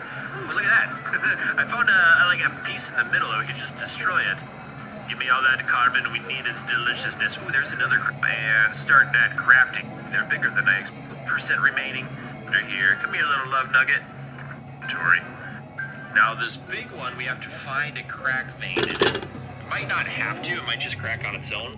But it's faster if we find one. There it is. Nice. There's just something really satisfying in games. We just cut down the entire environment, hoping to build a better place for humans. Humans? I said that like a robot. We're gonna create a better place for humanity. Oh, there's another one. Why can't I stop the victim anymore? Enough. You keep going. You'll just make yourself feel even worse. Oh, no. Alright, so, great first impression. Looks like a very lovely place to work. Ready to take on more work? What, you said no? You know, alright. I got to pay you an exposure. I am big, nice to meet you. Wasn't this Donkey Kong the original game? Like the skeleton of Donkey Kong? Anyway, we get 10 barrel points for each side. You win, I win, we all win. Let's barrel.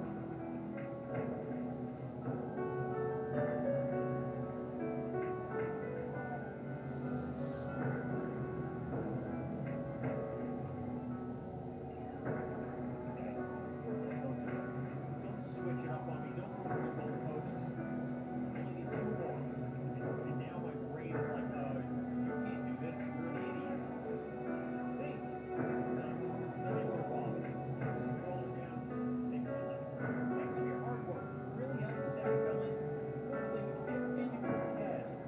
What I'm saying, maybe get the bean stipend. Then you got membership card. Fantastic. Initially a member of the SS. Alright, I got the card. Oh, look at that. Got a membership card right there. Whoa. Now that I know, I probably be able to remember you by sight from now on. I mean, I'm the only non-skeleton here. This sparkly thing was a whole good idea. Where do we put it? Hey, we'll take that for you. Whoa, what's that? Say the sparkly thing is a piece of the beam star? You say that you two came here looking for it? Yes, I can give it to you. I gotta tell you, this thing costs me a match. Great. Get that little guy off the wall. Then I'll give you the sparkling thing. Whee! Got a contract. Can you guys mark my men? That's like one weird little talent that I have. How do I get a guy? Any ideas, pal? Come on. That weird-bladed man. Hello. He drank so much Coca-Cola he got stuck in this crack. Plus, he forgot where he left the bomb blown up wall. Oh, when he's off. Right, the bomb, I guess. It's a small ship. Where could the bomb possibly be? It's not like the SS Anne. Well, I got a feeling this is not going to be solved on the ship. Probably going to have to leave, go find some bombs. 1 hour later! You know, this entire time I've been running around looking for bombs. Here the entire time. And Sparky's fault, man. They teach you pirate school.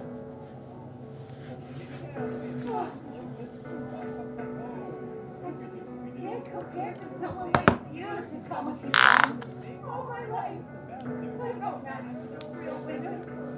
Back out at sea. Immediately go to sea. And I tried so hard to change. I was still made fun of, still bullied. I just wanted to stop being miserable. I poured my heart into fashion and worked to get so far. But then, she showed up again and started running her mouth about my past. She told everyone what a pathetic little shit I was. I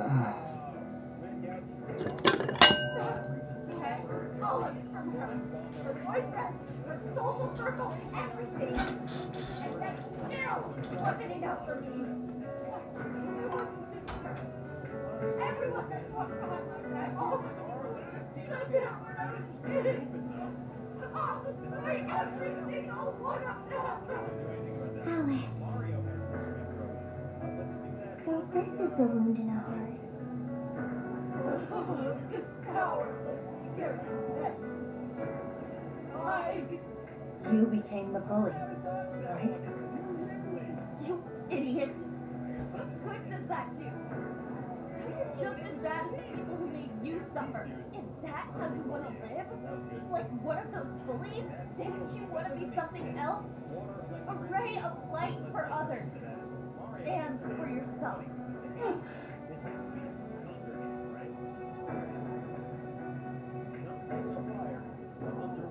Don't give up because of those selfish bastards! Komaki-san. You're right. I wanted to rescue them. All the people like me, going through the same thing. But Mario, keep on swimming. Keep on swimming. You know, it's already said in the movie. Oh, crap. I guess I'm just getting all that. It's like a mecha blue that's. Oh, God. Alright, now I get some more wiggly hearts. Let's do like a super awesome Rose attack because that mecha blue person. Damn. He's like, oh, crap. That hurt. Okay. Speaking of hurt, we've got all kinds of one-uppers. One-up super. Go, Mario. Still no game over, though. Come on. We're underwater. I can do this.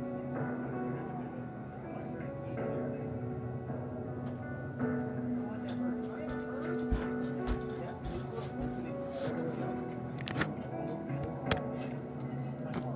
you think so?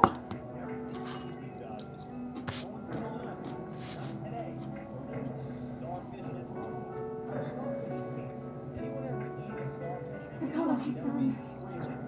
I want to apologize to the people I hurt and start over. I'm sure you can turn it around. I've been through a lot of the same things, thanks to my friends. And the fantasy. I was able to stand up for myself and do the right thing. You're never alone.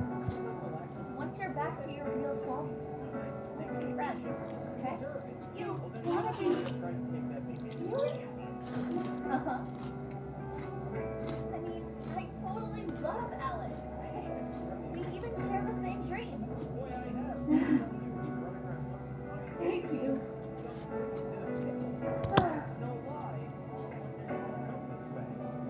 I'll go back now.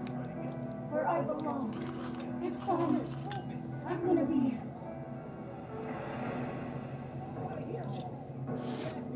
Monstrous news and trembling rumors. Oh, this is bad! It's coming down!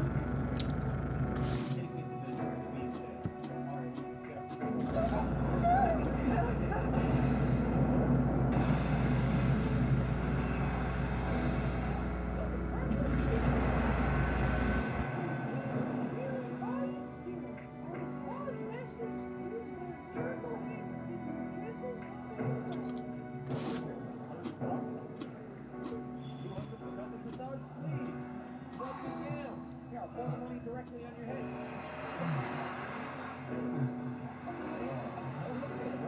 How are you? Super. I'm Gigi.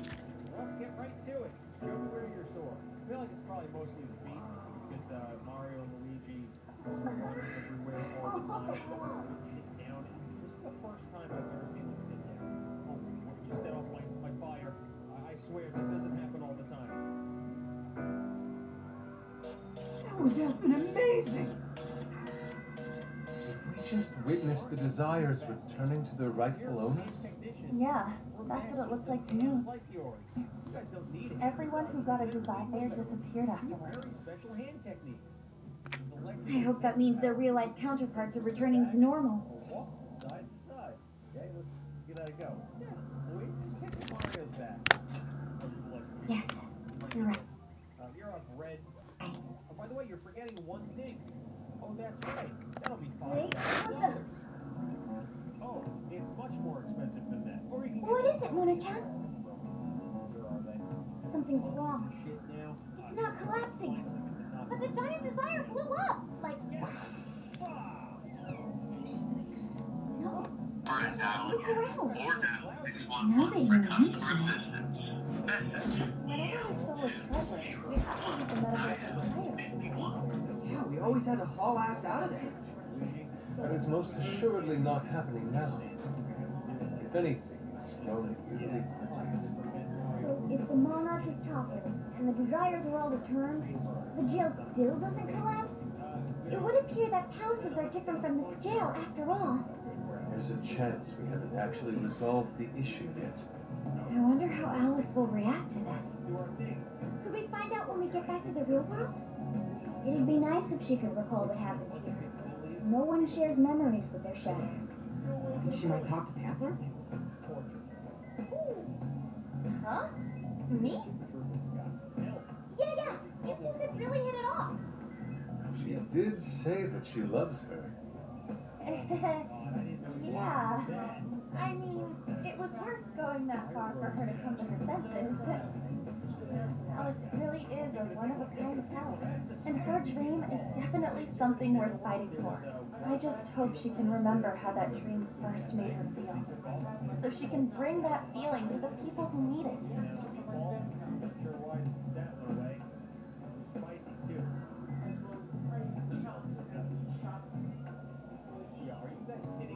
This guy is a lead.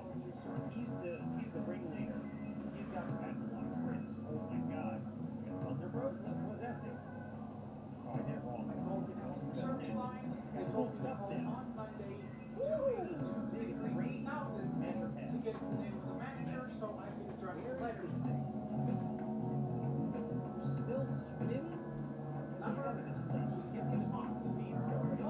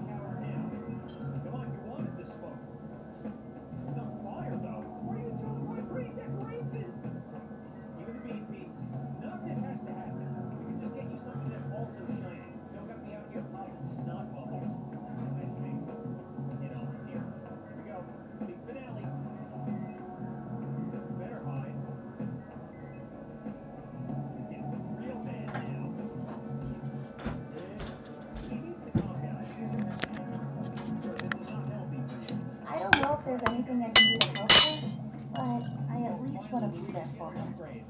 Fascinating. What's up, Sophie? Just as the Phantom Thieves predicted, Alice Hiragi appeared to change her logic. This would not be possible had we simply defeated her. How did you predict the outcome? We didn't really predict it. Being able to change is what makes someone human. Someone is human because they can change. The human heart is much more complicated than expected, isn't it? Just when you think you've grown beyond your pain, the smallest thing can bring you all the way back down again. The human heart is indeed difficult to comprehend. It's filled with mysteries. Well, you're pretty high up there on the mystery charts yourself, Sophie, my dear. No, Sophie, humanity's companion, right? We get it. You got it, Skull. Oh wait, it's just like you.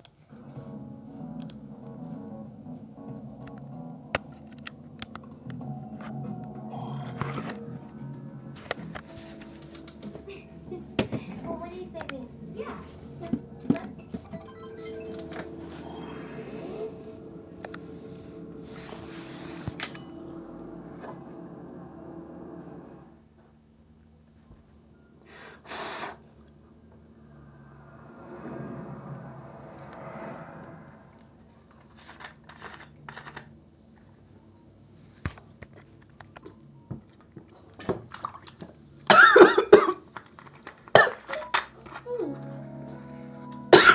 Han was very angry with Shadow Alice earlier.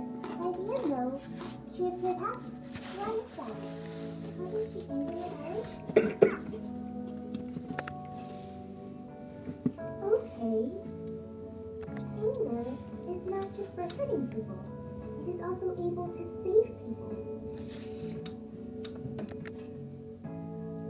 Consider. Anger saves Alice. If someone is in the wrong, anger can be used to show them the error of their ways. The human heart is such a mystery. But thanks to you, I gained valuable experience. Thank you. I hope to learn more from you.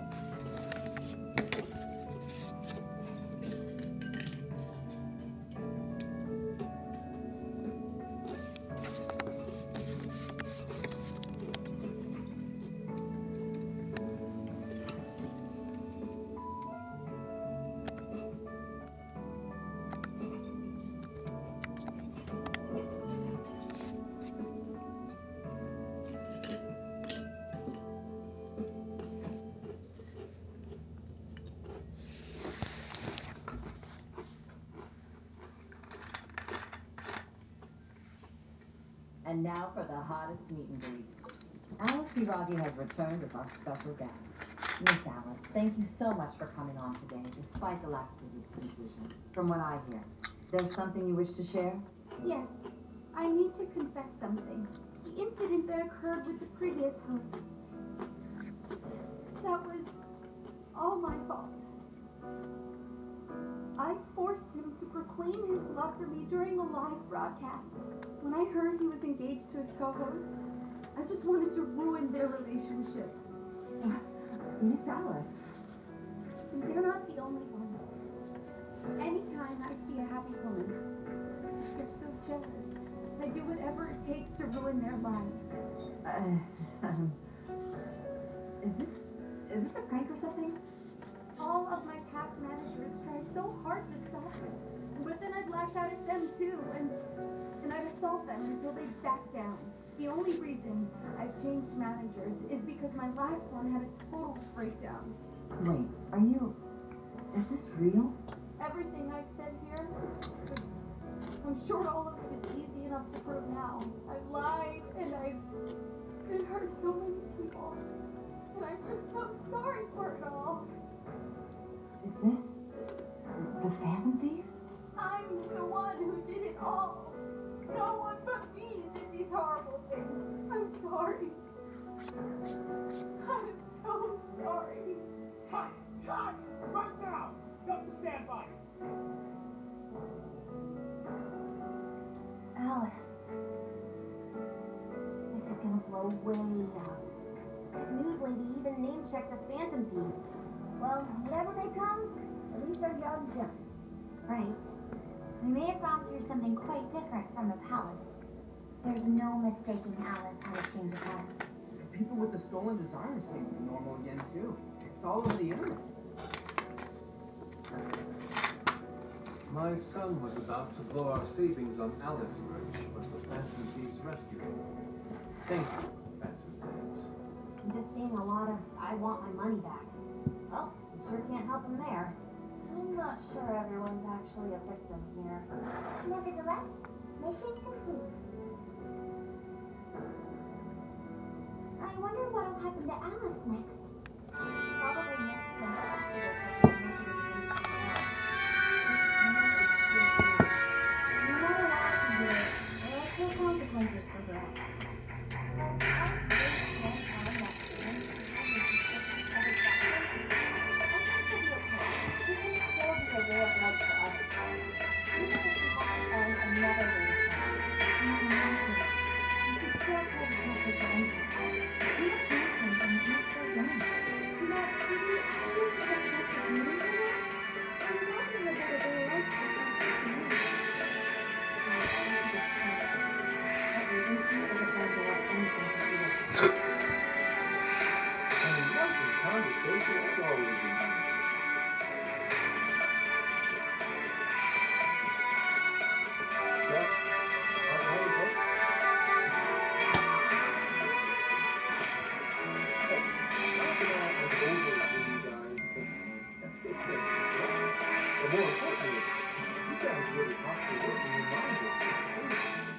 So what are you referring to? Well, basically, I give you solid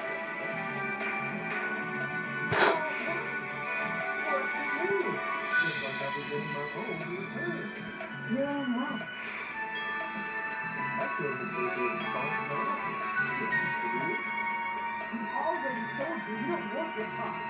What about asking a little thing, such as running some questions by Alice? You were just saying you wanted info. That's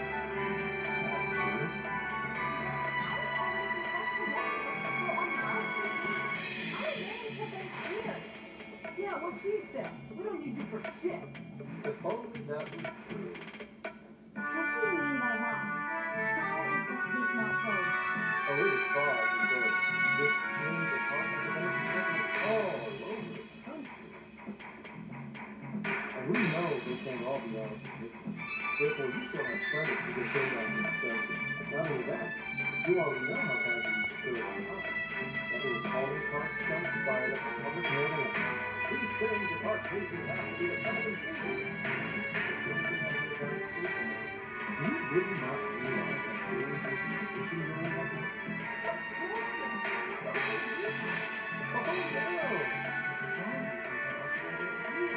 If I wanted to, I could cut you and put you in right now.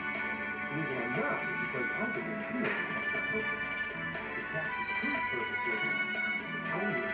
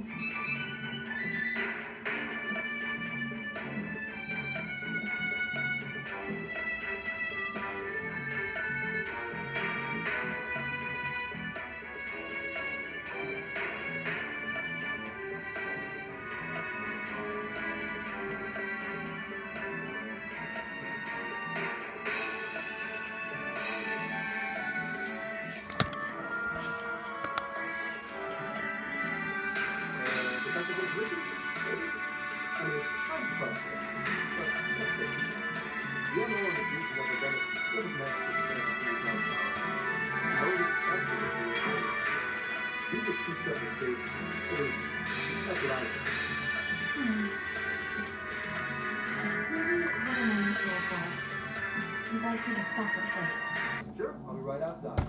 Just holler when you're ready for me. Now this is unexpected. We assumed Alice's confession would clear our names. Damn it. So they really weren't just trolling. What is it? When I was searching the web, I noticed some people saying weird stuff was happening here and there, similar to what we've seen so far. Almost none of them made the news, and it seems like everyone's just trying to ignore it. Nancy's saying it's probably not bullshit after all. Well, what should we do? If they decide to scapegoat us, we'll never be able to clear our names.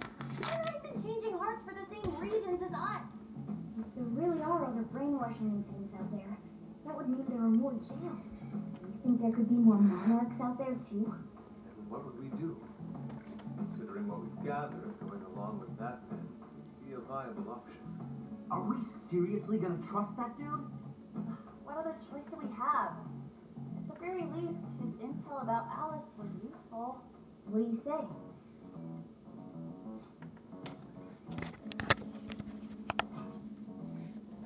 But if we don't take the deal, you'll be arrested. No, wait. Even if we do level with him, how would we explain it? If he's going to understand what we've been doing, he'll have to learn about the metaverse. Do you think he'll even believe us?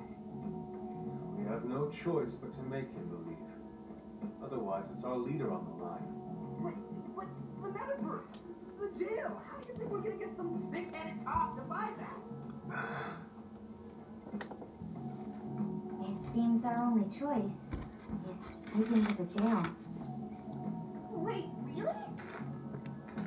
Mako-chan! Can you think of any other way for him to avoid getting arrested? We have one playable card in our hand. We just have to go along with it for the time being.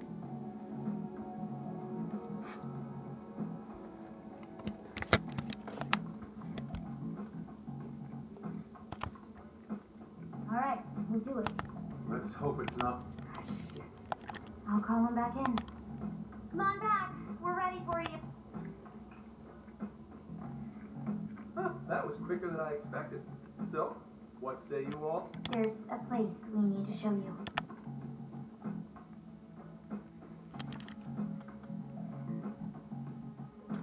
I see.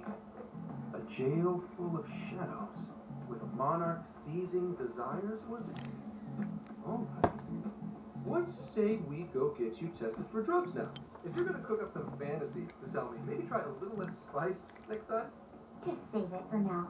We're about to take you into the cognitive world. Cognitive world? Follow us. Huh? Where to exactly? Just shut up and follow them, Zenkichi.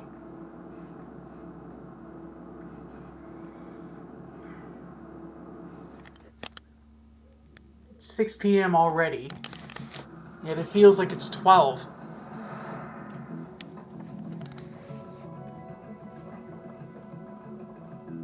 So, are you gonna answer me, or... What? What is... This is real. Everything here is real. Every last bit you can see. Whoa. What happened? What are those outfits for? Yep, just about what I expected. This is our Phantom Thief attire. What even is this? Where am I? Questions. This is a jail. You are currently located within a jail. Wait, who are you? I am Sophie, humanity's companion. Nice to meet you. Oh, nice. What? Chill out, Zenkichi. You gotta keep yourself together. Yeah, right. I can't be losing my shit like Monster Cat! A monster cat! I am Morgana! You finally believe Oh, must have been great last night. This just happened to me. I'm still passed out. You holding up there, Gramps? No need to worry. Just merely having a mouth. That still sounds rather worrisome. Looks like we blew his mind. Oh, brother. I suppose we may as well head back now.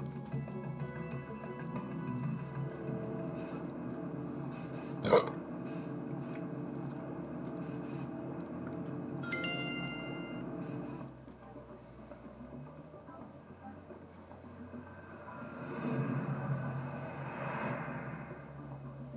did this... What's happened to me? Did I drive myself crazy trying to crack this case? It's pretty fun watching him lose it. His brain's probably overloaded and he can't catch up. Why'd we even bother explaining it all beforehand? We all reacted similarly during our first time. Oh, such innocence. Get a hold of yourself, Gramps. Sheesh. How long do you need to get it together? Come on, Earth to Zenkichi. Huh? Oh, right. Right. Get it together. This cat said my name! You that monster cat in that place? It's the monster cat! A monster or a cat? Told you I am Morgana. Since you're cognizant of Morgana speaking in the metaverse, you can understand him here now too. Cats can talk if I'm cognizant of it? That's really something. I think he's going to need a little more time to process all of this. First off, let's look at my feet. I think I get what's going on, though. Actually, none of it makes any sense to me. But I'm going to try to understand. If we're going to make a deal, then that will make us conspirators. Conspirators have to vow never to betray one another's trust. Oh, you already know how all this works. All right. Your trust is your favorite money. Help me figure out this nationwide change of heart business. I'll make sure you're all protected. As long as you cooperate, I won't allow the police to lay a finger on you. That's my advice.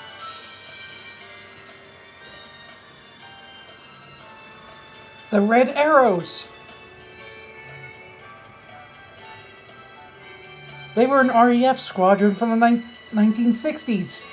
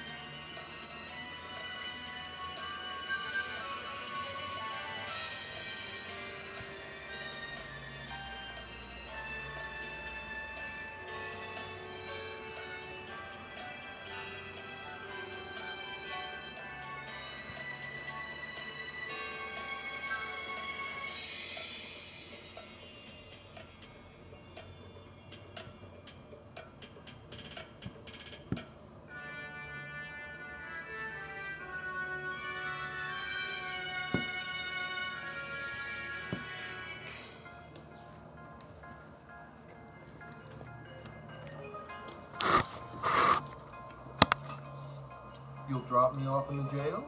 Looks like it's not only your lives on the line here. In that case, I'm going to cut right down to it and ask for your help with a similar incident. PubSec has their eyes on Sapporo right now because of all the change of heart cases there.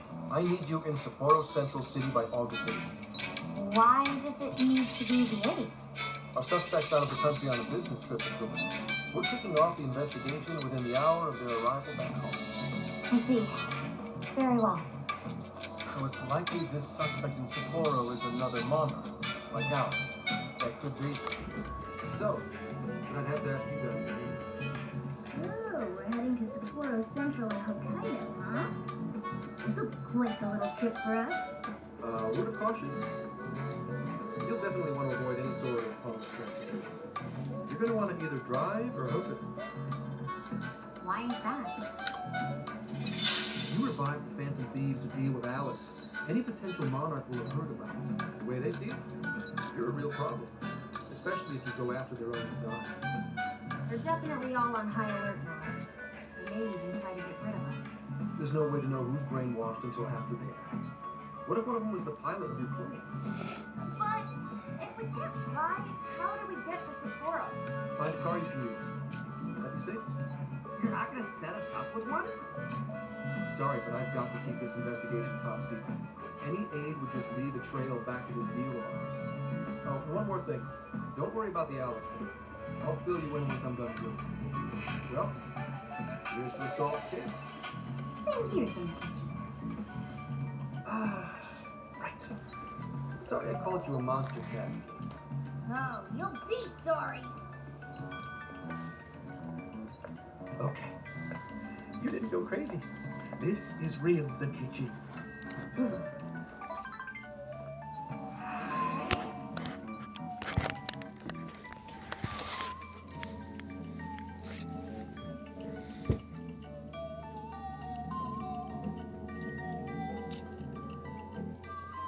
That's a buzzkill.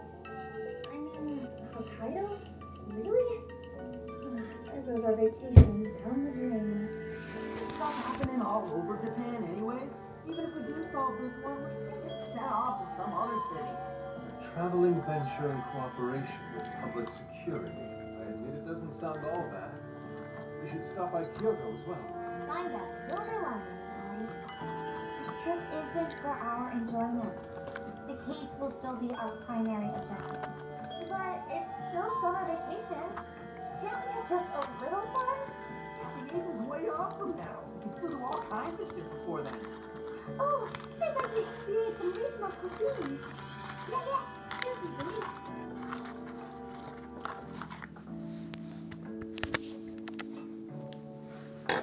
Oh dear. We can cut loose after the case is closed. That being said, we should go over some things before we move on to the trip. First up is Emma. It seems like an ordinary app at first, but now we know that it has a hidden function that can access jails.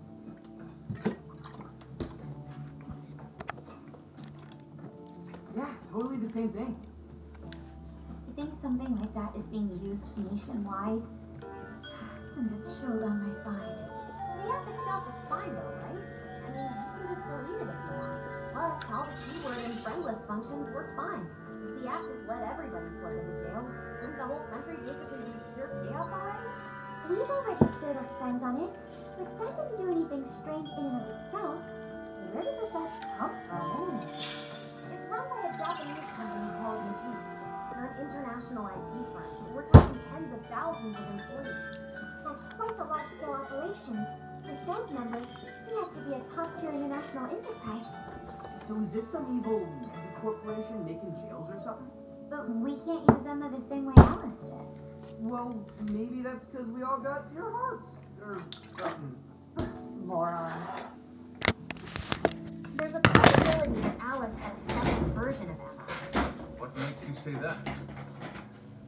Just an idea. I'm grasping at straws over here. But it is a possibility. If I got a hold of Alice's phone somehow, I should be able to see if her version of Emma is anything special. Really? You should ask Inspector Hasegawa if he could confiscate it for us. I'll reach out to him later over it. Alright, next topic. The jail. Each palace collapsed after the treasure inside was stolen. But the jail is still in Shibuya. Not only that, but the palaces are the manifestations of their rulers' cognitions. But that's not true at all in jails. Humans can have their desires seized from their shadows there. And that would cause terrible things to occur to them in the real world. put it all together like that, don't it sound even worse than Alice's? If these other bizarre incidents across Japan are genuine changes of heart, that means there are probably more jails out there. There could be quite a few of them, considering how impossible it is to report on every incident. So, we're working with the police to try and clear our names, but is that really enough? How do you mean? If the jails are as dangerous as we've seen, then wouldn't it be bad to just leave them alone if stuff as awful as what happened in Shibuya is happening all over?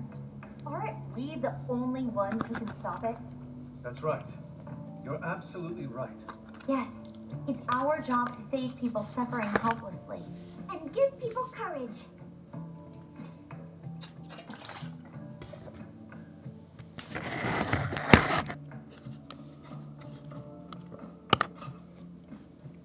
Yeah, you said it. Great speech, Lady Ann. You got us all fired up. That's the plan. Maybe traveling by car will actually work to our advantage.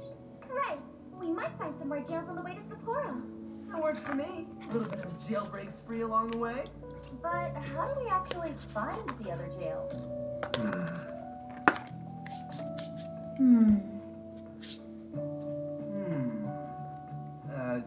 Yes? It'll only take us about 1,000,000 years. I believe it may be time for the Sophia show. Ooh, check the super AI. I can detect any jails in the vicinity by scent. For real? By scent? A jail emits a distinct signature. When I enter a jail's range, I can sense it. Sophia, that is nuts! Praise accepted.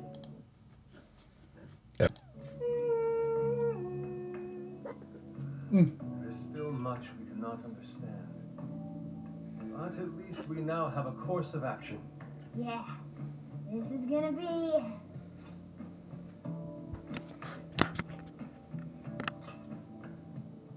Hell yeah!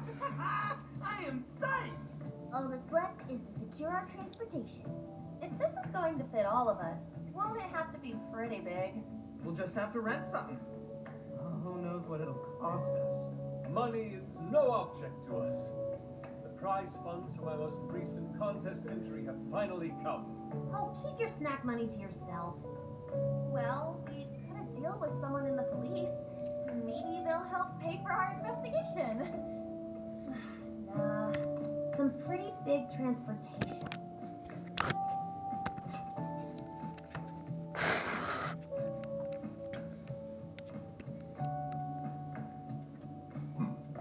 Arrived at good.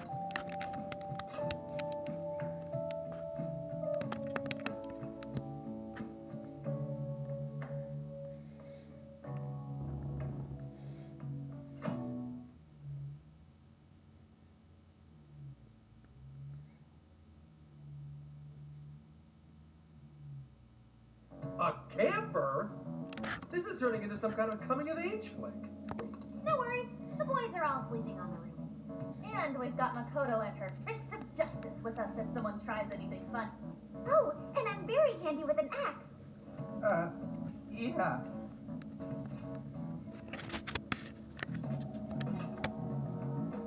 These sisters are really doing it for themselves.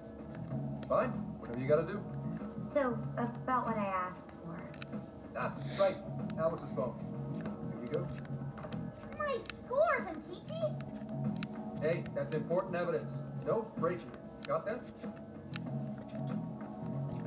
So, how was Alice anyway? She was pretty upfront about the whole heart-changing situation. When people registered her as a friend on Emma, she noticed they'd suddenly grow obedient to her. At first, she was just curious what was going on. But she says she got such a thrill from making people do her bidding, she couldn't stop herself. It began with the friend registration. Was there anything else? The only other thing she did was apologize. That's all we got. But it does seem like she was telling me the truth. So she didn't actually know anything about the jails or desires. Well, I have to say, I wouldn't have bought one bit of it if you hadn't shown me what you did. Hmm? What in the hell? What is it? Did you find something? I thought I'd find some unique aspect to Alice's version of Emma. But nope, this is just the standard commercial version. It hasn't even been tampered with. So we got nothing out of this? I didn't say that. I did find traces of some snooping in her phone. What do you mean?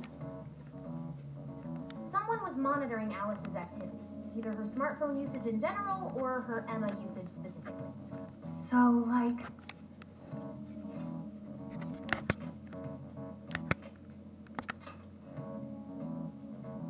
Oh, we wish. I'm gonna teach them all about this stuff for future cases.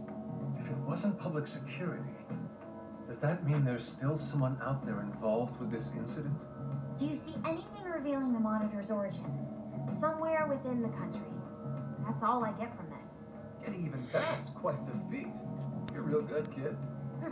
Never underestimate the techie of the Phantom Thieves. So someone was tracking Alice. Who could it be? One thing at a time. This isn't our only case to work. I'm sure we'll find more leads as we investigate the incidents. Well, I'll see you August 8th at the Sapporo Center. Don't be late, got it? I'll reach out to you that day with the meetup location. Time to return this phone to its rightful owner.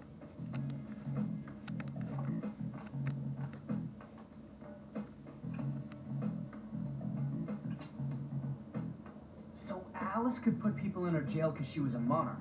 Is that about right? Since it didn't seem to be her first, I get where you're coming from, but we still shouldn't jump to...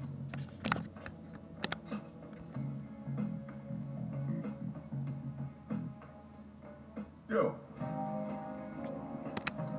What? Whoa! beautiful. Thanks!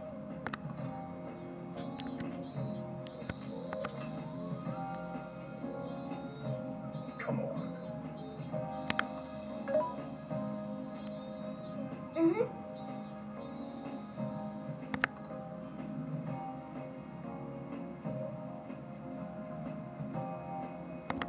Oh.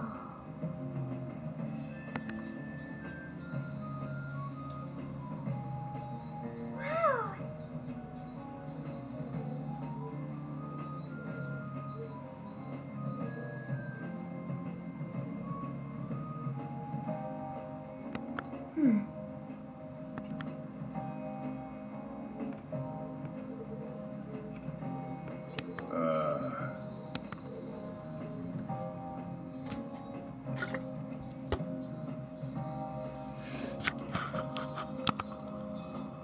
That's true.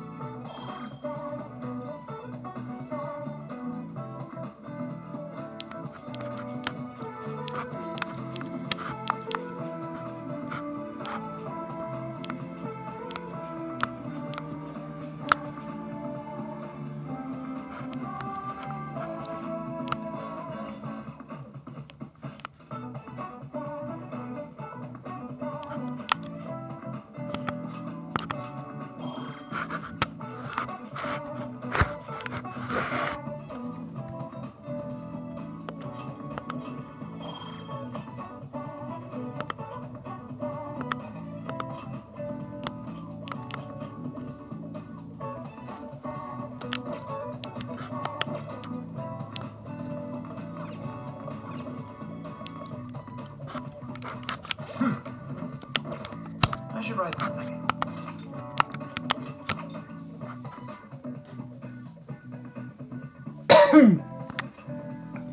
I'm going to end this recording now.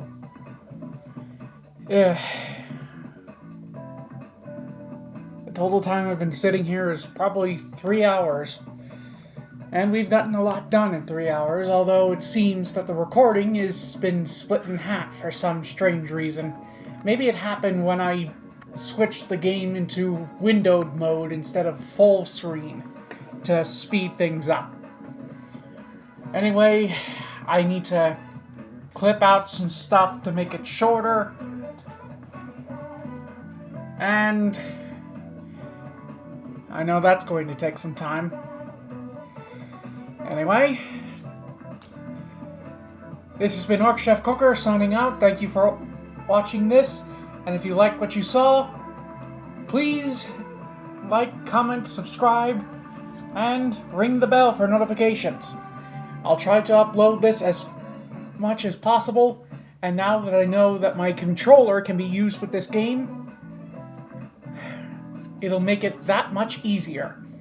Plus, it's like I'm playing it on my PlayStation 5.